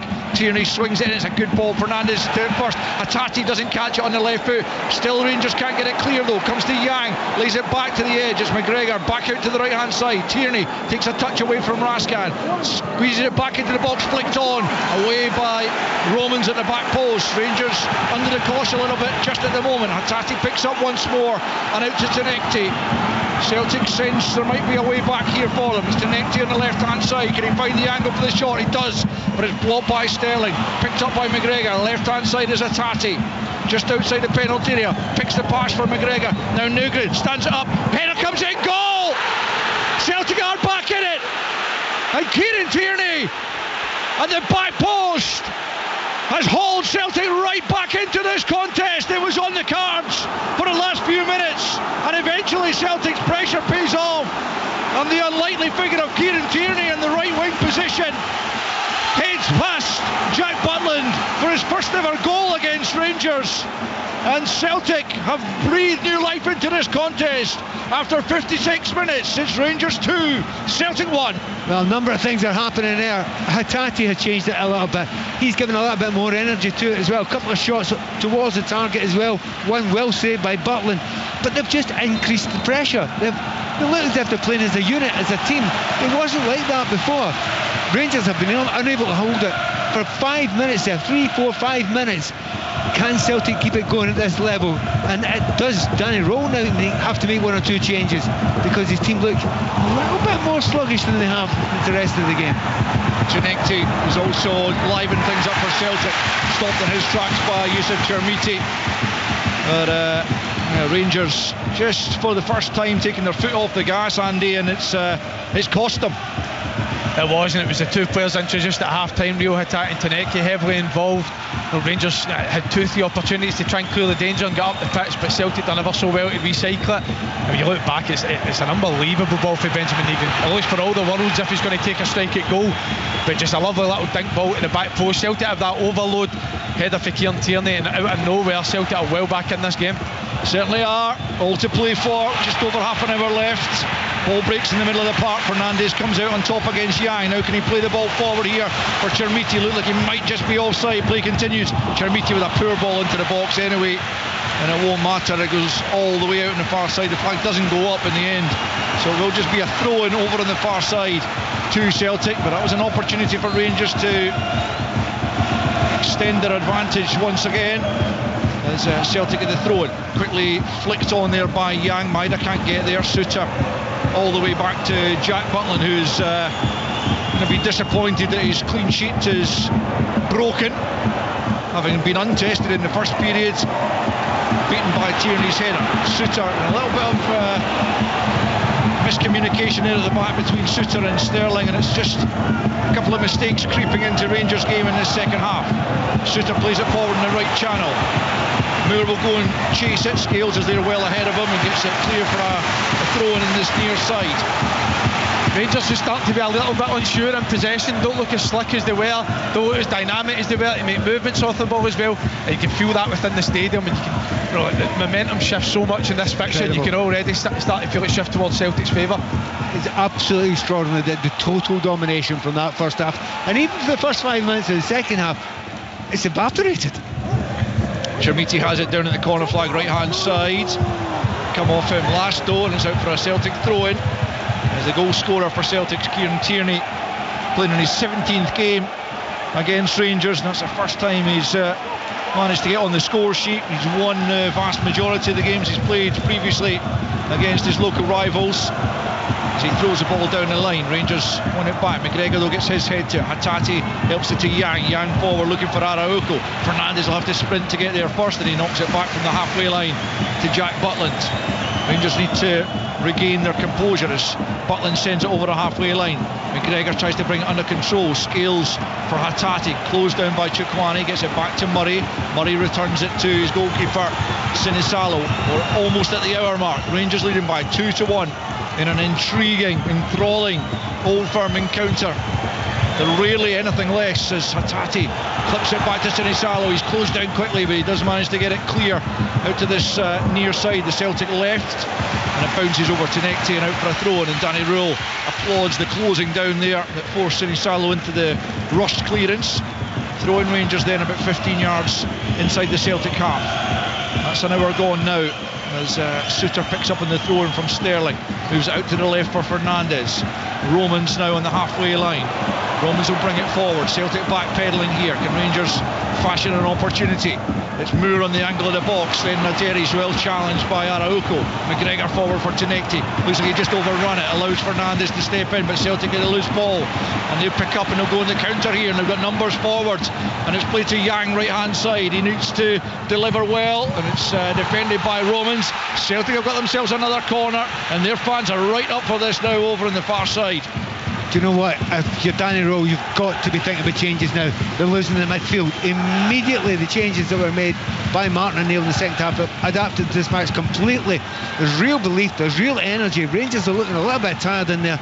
Maybe the time for someone like Diamande to come on. Yeah, he changed the game at Celtic Park, didn't he, when he came on? Really got a hold of the midfield for Rangers as Tierney prepares to take the corner here from the right hand side. 2-1 his side trail. In it comes.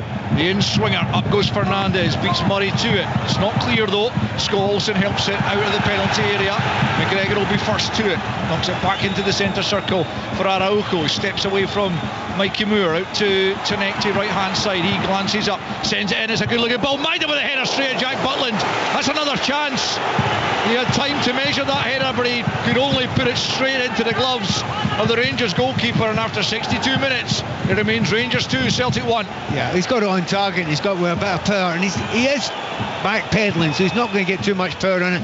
He's got to put it back to where it's come from. But another very decent chance for Celtic. And again, you put Maeda up there. His movements changed things as well. It's asked a couple of questions of the two centre backs, who in the first half, well, they had the centre forward in their back pocket. Not the case with this man Maeda. Butland sends it forwards over Naderi. Murray wins it. Romans though helps it on. Chermiti's on the chase here. Scales heads it out of the penalty area. Celtic trying to get it clear but failing to do so. Chermiti will pick up left hand side. Is there another moment of magic coming from him on the search for a hat-trick? It's Raska now back to Chukwani left hand side. 62 and a half on the clock. 2-1 Rangers. Very much on a knife edge once more this game after Rangers completely in charge of the first period. Celtic have come out a much better side in this second half. Here's Sterling though for Rangers. Right hand side for Scott Olsen.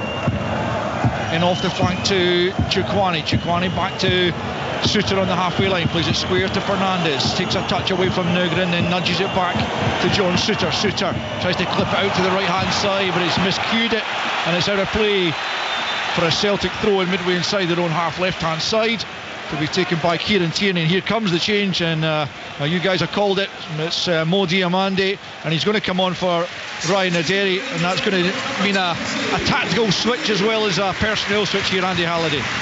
Yeah, certainly in the second half, Celtic have looked as if they've outnumbered Rangers in the middle of the pitch there. You even see for that period of pressure that Rangers had.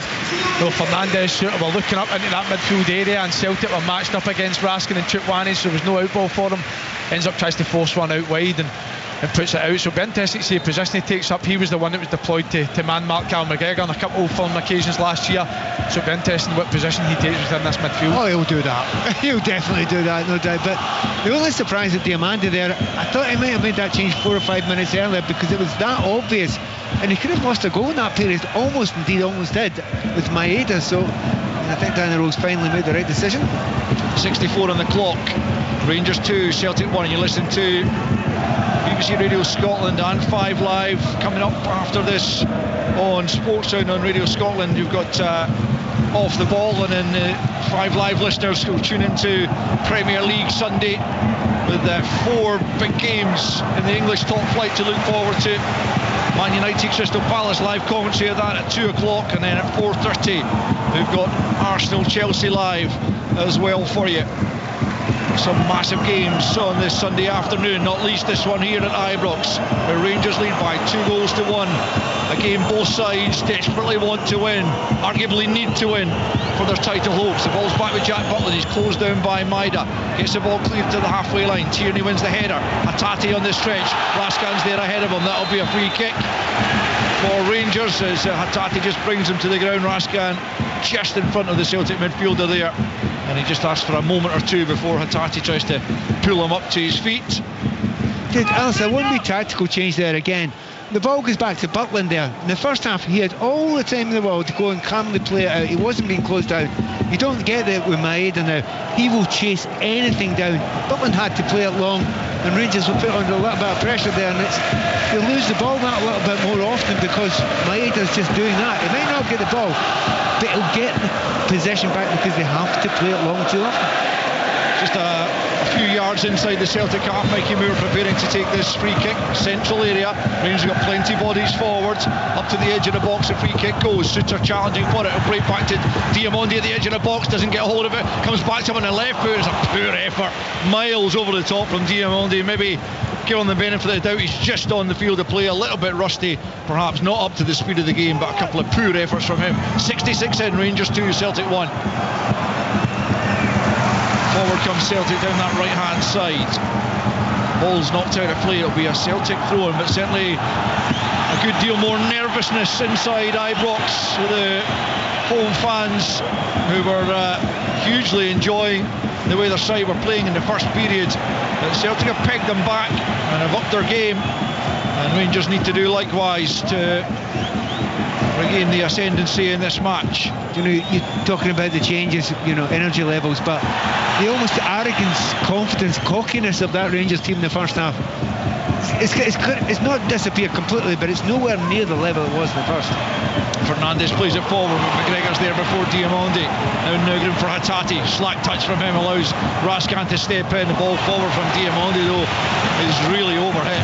Mikey Moore looks at him wondering what he was thinking there, all the way through to Sinisalo, and Celtic start again. It's Nugent for Hatate and now McGregor into Murray, about 10 yards inside the Celtic half.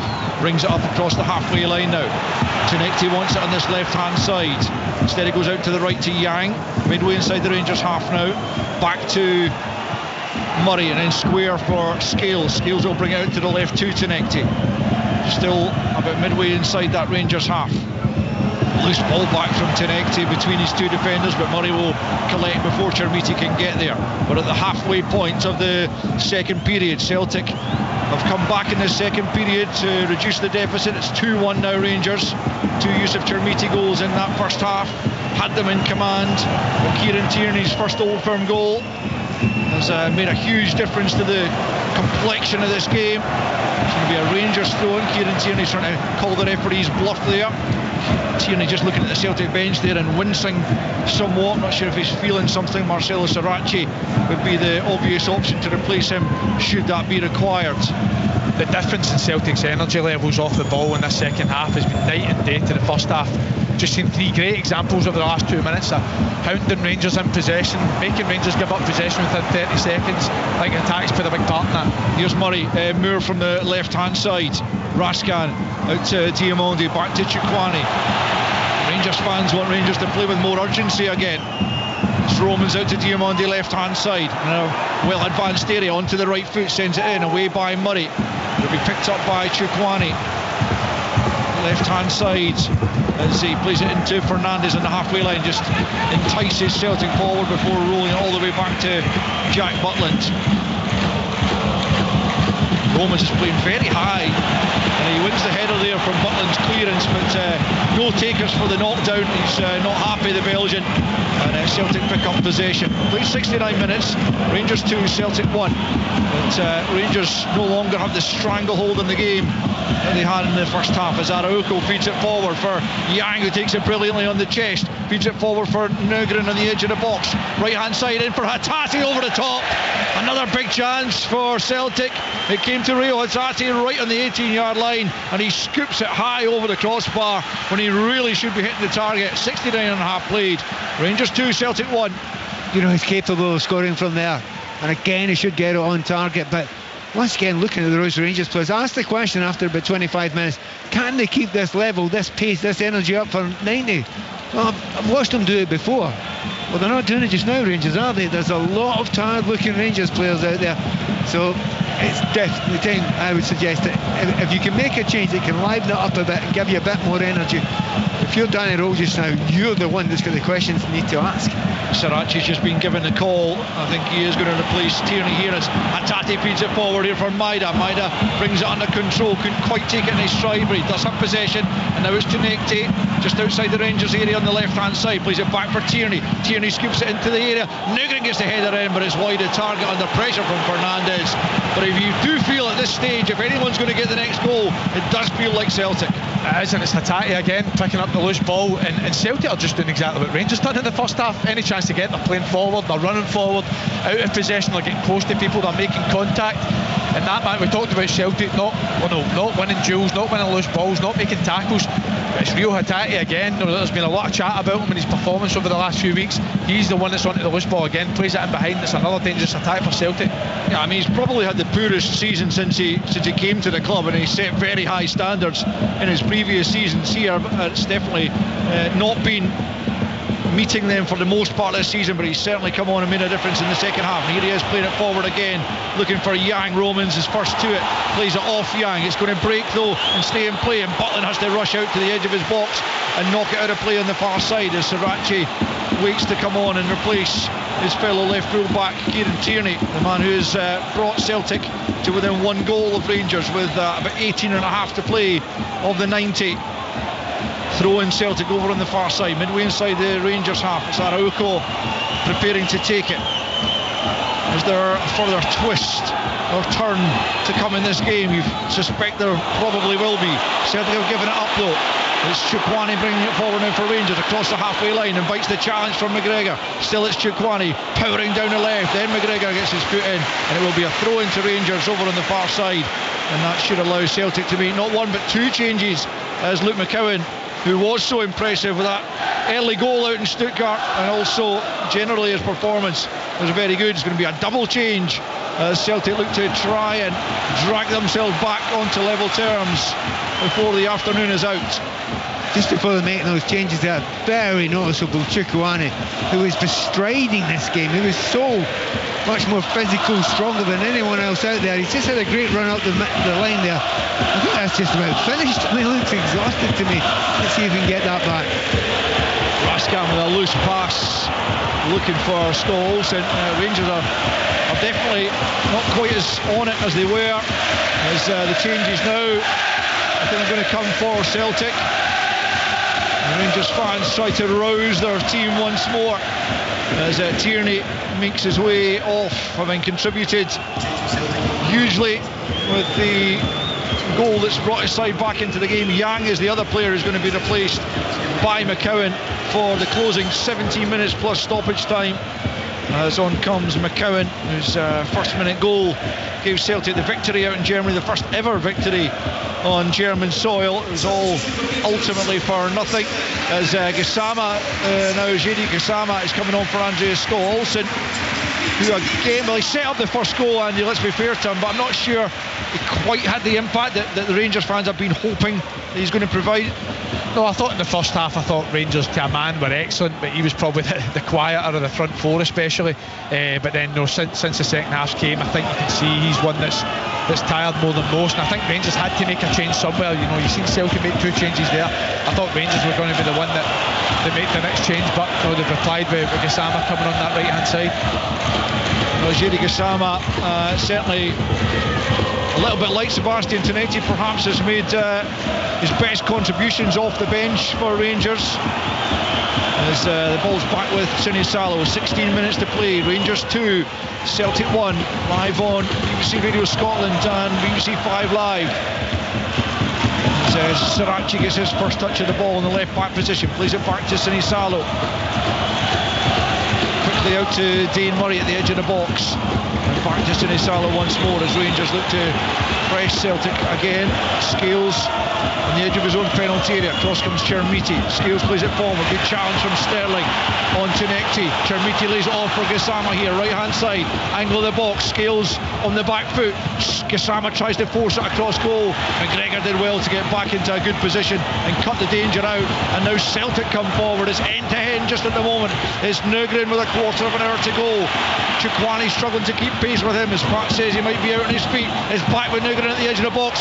Challenge from Chukwani. He's penalised right on the edge of the box. And Celtic get the free kick. With Chukwani absolutely exhausted there. Looked like he got a bit of the ball there, but the referee deciding he took the man as well. And it will be a free kick to Celtic right on the edge of the 18-yard box. And a wonderful position here. And big chances for Celtic to find the equaliser.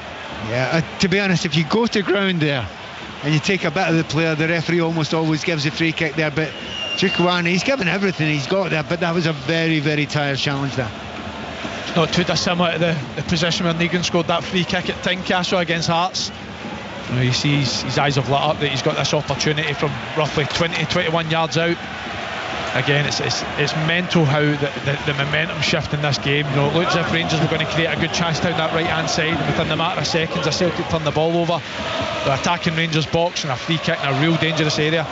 Nygren's just taking the ball 2 yards further back from where the free kick was to give him a chance to get the ball up and under, up and down again. Yeah, interesting. So just right of centre, Benji Nygren looking to line a couple of Celtic players up just in front of the Rangers wall. Callum McGregor and Rio Hatate are there. Hatate's kneeling down, McGregor standing up. Now he crouches, Nygren straight into the wall and cleared by Diamondi. Rangers fans urge their team forward. 14 to play. Still they lead by 2-1, but they've been, well, as much as Celtic were second best in the first half, Rangers have probably been second best in this second period. And here they come again. It's Celtic into the box. Hatate spins. Can he get the shot off? Sterling steps in. Gassama picks up, still inside his own area. Tried to get it clear here, and eventually just whacks it up towards the halfway line. But Rangers have got no bodies up there. Chermiti stretch off here. They're toiling here as Butland will collect that ball at the near post as Sirachi tried to bend it in looking for Maida. No joy on that occasion. 13 to play. The game is very much in the melting pot. Still Rangers 2, Celtic 1. Well, whatever happens in this game, Martin O'Neill has to do one thing more than anything else: get his team starting games. You know, it's not good enough to keep on coming the last half an hour, 10, 15 minutes, the last 2 minutes. You need to control games. Exhaustion, it doesn't always work. They're leaving it late again, but they've still got a chance. Your Scales bringing the ball out. Gassama goes to close him down eventually. Plays it into Maida. Maida out to the left-hand side for Sirachi. Sirachi feeds it forward. Sterling in the way. Picked up by McGregor. Celtic getting all the loose balls, all the second balls now as Tinekti steps in off the left. Away from Sterling. Away from Gassama. Finds Nygren. It's Tinekti once more. Chance here on the right-hand side. It's McCowan. Saved by Jack Butland. What a chance again for Celtic. A wonderful move from the left to the right. And Luke McCowan denied by Jack Butland. It's all Celtic at the moment. 78 played. It's still Rangers 2, Celtic 1. Do you know what? It's a fantastic move for Celtic. And again, Tinekti and Rio Hatate heavily involved. The Rangers are trying to get close, they're trying to make contact, but Celtic with great combination play to work it to the left to the right hand side. But I did think, was there an opportunity for Luke McCowan to try and lift it or even turn it back? No, he's got to lift it towards the back post. You're keeping it low, the keeper's always going to get to it there, and he didn't catch it clean either. Here comes Celtic again. It's Tinekti from Nygren. Tinekti goes down under the challenge there of John Souttar, and that is a yellow card all day long for the Rangers defender. And Rangers having huge conversations at the back. John Souttar trying to urge the players to play with their head. They need to get back in control of this game as far as he's concerned. But Celtic sweeping forward at every turn here, and they've got another free kick. This one just about 10 yards in from the left touchline and about 10 yards outside the penalty area as well. But another opportunity to try and test the Rangers backline. Jack Butland's by far been the busier keeper in the second half, having been a virtual spectator in the first. Very much a game of two halves as Nygren prepares to swing it in from the left hand side. Left footed, and it comes to the back post. The header's won by Dave Murray, but it's over the top. As Celtic go close again, but not close enough as far as they're concerned. They still need a second goal at the very least. with just over 10 to play of the 90. Rangers 2, Celtic 1. Well, the noise you can hear is a barometer of what these fans are feeling just now. There is real fear, they know that they're second best just now, Rangers. All the Rangers players are looking over to the managers as if to say, well, what do we do now? What do we do now? You get to get together as a unit, as a team. The belief has just seeped away from these Rangers fans. And now those Rangers fans are trying to lift the players. Butland with a goal kick then. 10 to play. Rangers leading by 2-1. Chermiti's been pretty anonymous in the second half and he can't get to that, but he will latch on here. Just hooks it over his shoulder for Diamonde to take over down the right hand side. He's into the penalty area. Across the penalty area comes and doesn't quite fall for Chermiti. McGregor's there again to tidy up and find Araujo inside his own box, and now Araujo brings it forward down that right flank. Slips it forward, but Maida can't get there, and Fernandes picks up for Rangers, who are just trying to take the sting out of the game as much as anything else at the moment. Butland, first time, over the halfway line, but straight to Scales. Maida was offside, so can't go for it. It's all the way back through to Butland, who surely will just take a few seconds here before rolling it out to Fernandes to his left. Fernandes approached by Nugent. It'll go back to Butland. Butland first time, scoops it high in the air. It's not a good clearance. McCowan beaten to it though by Romans, but it'll come for Hatate in the middle of the park. McCowan again beaten to it, and now Chermiti picks up. It's Gassama on the halfway line, threads it forward. He's looking for Raskan. Murray was in the way. Celtic have it once more in the midfields. McCowan clips it forward, looking for Maida. Suter's giving that straight to Nugren. Nugren slips it to his left. It's Tenecti. This is a chance for the leveller. Good defending from Sterling. Good strength to see it out of play. It'll be a Rangers goal kick, and Dujon Sterling stepping up to the plate there when Rangers needed him most, and it will be a goal kick, Rangers. And with just under 9 to play, it's still a narrow advantage Rangers have. They lead by 2-1. Rangers have to stop passing the ball back to Jack Butland when they're unopposed at centre half. All they're doing is inviting that pressure to Celtic's front three. It's forcing Jack Butland to kick long, and unlike the first half, it's now Celtic that are picking up all the loose balls, and make no mistake about it, Rangers are on the ropes here. Well, we talk about playing the ball back to them. The entirety of the first half, I can hardly remember Rangers playing a backward pass. Everything was forward, and everything was forward with pace. Now the only forward balls are the ones that are happening right now. A big lumped up the park. Murray wins the long ball, heads it forwards. Moore though, and then Chermiti out to the left hand side. It's Chukwani, left hand side of the area, stands up in the middle. Sarachi's there, and it's behind for a Rangers corner at last. Rangers threaten once more. It's been such a long time since they've been up this end of the park, but they've got themselves a corner with 8 to play, and surely if they were able to get a third now, it would take the game beyond Celtic, as good as they've been in this second half. They need a good delivery here. I think it's Rangers' 4th or 5th corner potentially, and all the previous ones haven't been great in terms of delivery, and that's where Rangers have been so good in these scenarios, not only scoring goals for set pieces, but 9 times out of 10 the delivery's bang on the money.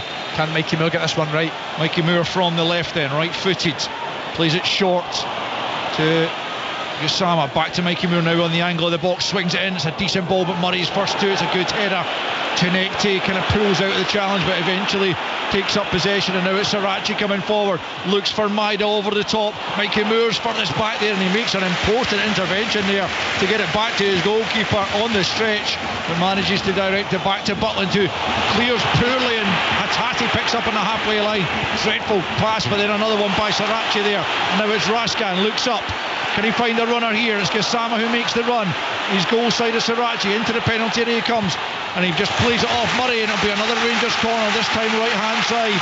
Oh, it's really end to end right now, and it's still anyone's game really, but Rangers, despite having been on the back foot in this second half, still hold the 2-1 advantage.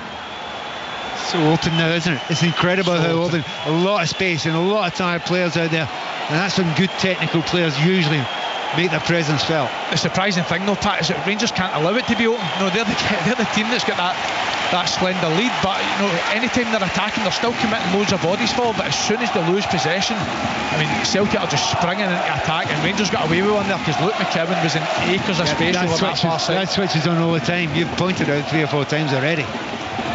to Romans, has come across to the right hand side to take this corner. John Beaton's already indicated he'll be adding on the extra time that Rangers are taking to take the set pieces, and it comes from Romans into the 6-yard box. A bit of havoc in there caused by Fernandes, but it's cleared by Benji Nugren, picked up by Sterling's the only player deep for Rangers, as he sends it back in looking for Romans. It's over his head and out behind for a goal kick to Celtic. We've got just over 5 to play as Celtic prepare to make one last change. James Forrest, their veteran winger, is going to get the call, and he's going to replace Nugren for the closing few minutes as Celtic look to get themselves level. Well, a point is clearly better than nothing from this game, and if they could earn it from 2 goals down and still feel like a bit of a victory.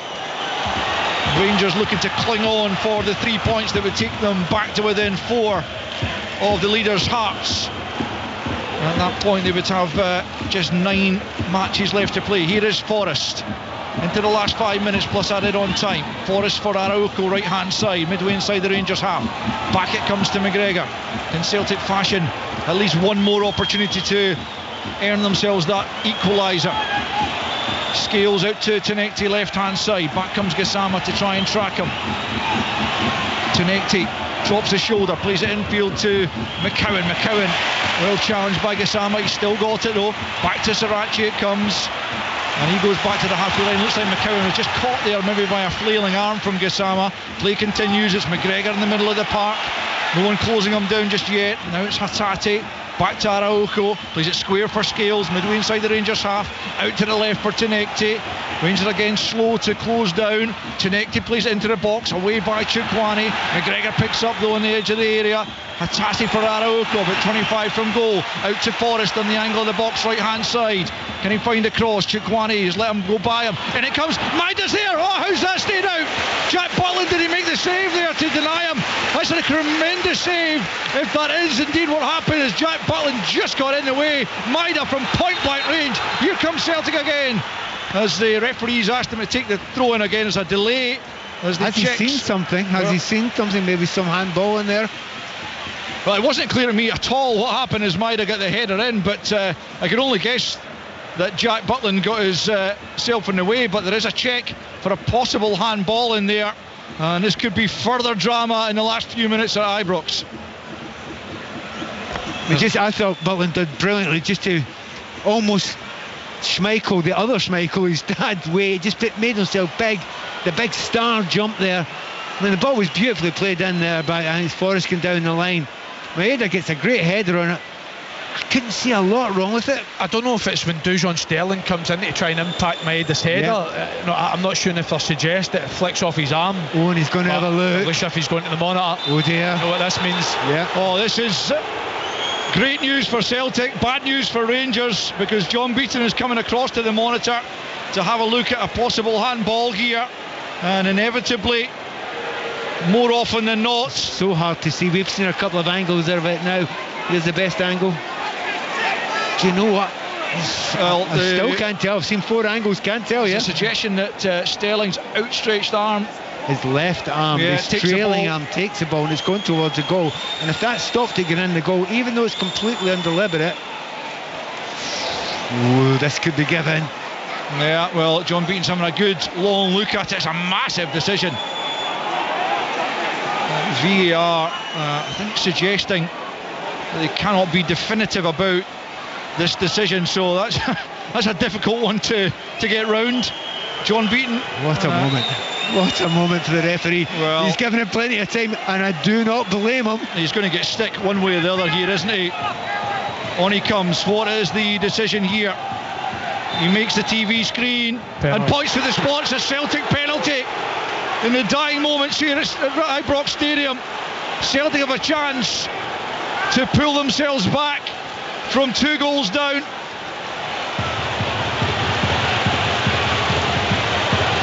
Well, it's a massive moment in this game as Celtic have the opportunity to come level at 2-2. Jack Butland's got a terrific penalty record. He saved all 4 that he's faced this season, and 7 of his last 8, in fact. Can he keep that statistic strong here this afternoon. We're into the final minute of the 90. There will be a considerable amount of added on time now as a result of this VAR check. It's worth underlining, we've seen a lot of angles of it now. There is definitely no deliberate movement of the arm. There's a yellow card given out. I think that's Raskin. Yeah, but the header was almost certainly going on target. It's hit his arm and it's possibly stopped to get into the goal. I don't think you can argue much. That's got to be given as a penalty kick. It's going to be Rio Hatate to step up and take this. He has had a positive impact in the game. Now can he finish with a flourish? And there might yet be time for a winner for either side if this goes in. Who knows? Looks like there's going to be 5 minutes added on once this penalty is taken. That's the board says as Rio Hatate steps up, preparing to try and beat Jack Butland from the spot. Butland just behind his line. Now he crouches. Butland behind the line here. It's an interesting approach. Up comes Hatate, right footed. Save! The rebound! Saved as well, but it's forced in! Celtic are the equaliser! At the third time of asking, Hatate denied twice, but eventually Celtic force it home, and they are level in stoppage time. Once again, it's the late show from Celtic, and from 2 goals down, it is Rangers 2, Celtic 2. Rangers are complaining of potential encroachment into the penalty area, but I'm sure it's Rio Hatate that gets onto the rebound. I mean, Jack Butland must be sick. Yeah, he saves the penalty, he makes an incredible rebound save, and Rio Hatate gets a third chance at it to knock it in the box. Rangers players have got to be falling in for the edge of the box and stop that from potentially happening. I know Jack Butland, he's done all he can, but take nothing away. I think Rio Hatate has been Antonecki has got to be said, have been game changers for Celtic, and I think that all the momentum was Celtic's way going into this second half, and they've got the rewards for the penalty spot with Rio Hatate. Goals given. Yeah, it's 2-2, and I think Rio Hatate did get the final touch there. 6th goal of the season for him, and Rangers will be absolutely furious with themselves the way they have thrown away a 2-goal lead for Celtic. It will feel like almost a win for them, a moral victory. There's still time though for further drama. Celtic have been by far the better side in the second half. Can they force a winner? Bodies hitting the deck at the edge of the Celtic area, and John Beaton just tells everyone to get on with it as Diamondi and Callum McGregor pick themselves up. It's Fernandes at the back for Rangers, plays it square to Suter. Can Rangers revive themselves and find the winner as Gassama goes down under the challenge from Sirachi, and Rangers will have the free kick right on the touchline here, right hand side, midway inside the Celtic half. I'll tell you, one group will be cheering just now. Celtic fans are happy, but Hearts fans are probably delighted at this point in time. They don't want any more goals. Oh, 100%. This would leave Rangers 6 points behind Hearts and Celtic 8, albeit with a game in hand. But it would give Hearts a huge boost in their quest for a first title since 1960. But Rangers have a free kick here on the right hand side to be taken by Mikey Moore. Is there another final twist here? The first header is cleared by Forrest. Back into the edge of the area by Sterling. Hatate with a clearance this time. Now McCowan picks up, well challenged though by Diamondi out to the left hand side. He's shot with the pass. Araujo steps in, but Diamondi has it back. Chukwani once more, cleared by Hatate. We've played 3 minutes of the time added on as Martin O'Neill on his 74th birthday is right at the edge of his technical area, as is Danny Rule, his opposite number. 2-2 it stands, a couple of minutes of injury time to play. Suter stayed up there, nods it down, it's Raskin, can he get the shot off here? He goes for goal, comes off the midriff of Dane Murray. You'll hear the howls for a penalty from the Rangers fans, but it didn't look like there was any handball involved there as Celtic get it out for a throw-in on this near side. Suter and Fernandes are staying up front.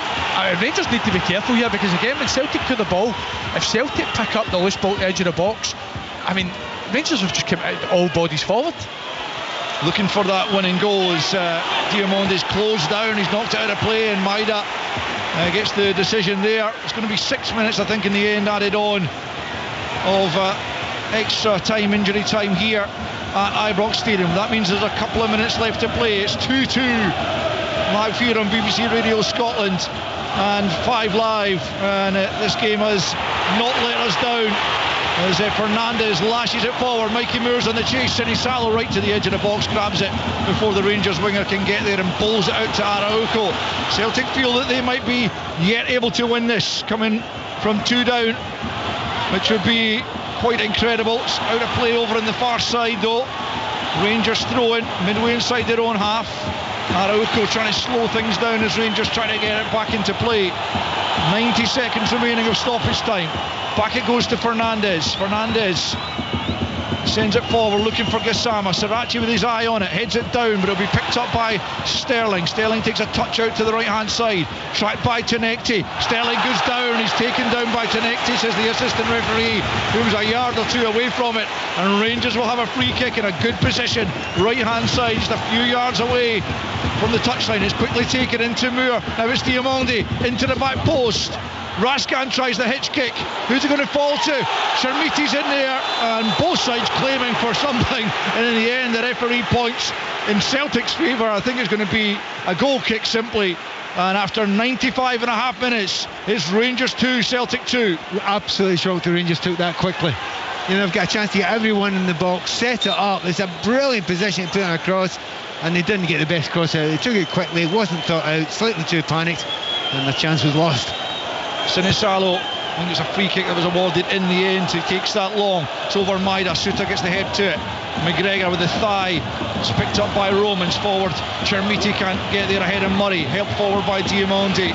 Moore can't get there. Chermiti forward once more. Araujo tries to help it forward. Down go McCowan and Diamondi. It's picked up by Fernandez. But it's full time at Ibrox. What a game this has been. And the spoils are shared in the end between these two great rivals, and it doesn't really help either of their title causes. Hearts, the big winners today, you would have to say. The Celtic fans certainly the more triumphant there on the far side as they celebrate having come from 2 goals down. Bit of a coming together in the middle of the park between the two sets of players. Nothing too untidy, it has to be said, at this juncture.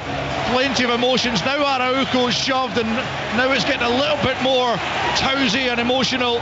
But well, this game was in Rangers' hands. The first half was hugely dominated by them. 2 top-class goals from Youssef Chermiti had them massively in command at half-time. But Celtic came roaring out the traps in the second half. Got a goal back from Kieran Tierney after 57 minutes before the drama in stoppage time when Dujon Sterling was penalised after a VAR review for a handball, and up stepped Rio Hatate, who saw his penalty saved by Jack Butland, who saw the rebound saved by Jack Butland, but at the third time of asking it was slid into the back of the net to end a quite incredible game with a scoreline at 2 apiece. And Pat Nevin, as I say, it's a fixture that rarely disappoints, and it certainly didn't today. It's extraordinary today. I mean, I wouldn't say you could not see it changing at half time, because we have seen, you know, the classic games of 2 halves, but Celtic was so far second best in that first half. Rangers played so superbly well. They had so many opportunities to make it 3, which almost certainly would have killed it off, but they didn't kill it off. Martin O'Neill made a couple of changes, and those changes made a massive difference in the second half. And the one thing you will say about this Celtic team, it doesn't matter where they are, they don't give up. And near the end of games, since Martin O'Neill's been back, they have been unstoppable. Usually last minute winners, on this occasion a last minute equaliser, which keeps them just about in the title race, as does it keep Rangers in the title race. But we all know now, half of Edinburgh will be celebrating right now. Andy Halliday, does feel like a massive 2 points drop for Rangers, doesn't it? It does. I said at the top of the show, I didn't think that a point was particularly good for either side. I think on the balance of play, I think a point's probably a fair result. I thought Rangers completely dominated the first 45 minutes, played forward, played with loads of energy, and I think it was completely roles reversed in the second half. I just wonder, is there an element of frustration from Danny Roney's staff that it almost felt like Rangers tried to hold on to what they had in the second half instead of trying to continue what was working ever so successfully for them in the first half, and Celtic just gathered momentum for the full time. And you've got to say, I thought Martin O'Neill's half-time changes played a huge part in the result. I thought Sebastian Tenecki was excellent when he came on, and Rio Hatate, for me, picked a great game to play his best 45 minutes for Celtic this season, because I thought he was the one player that managed to get his foot on the ball for Celtic.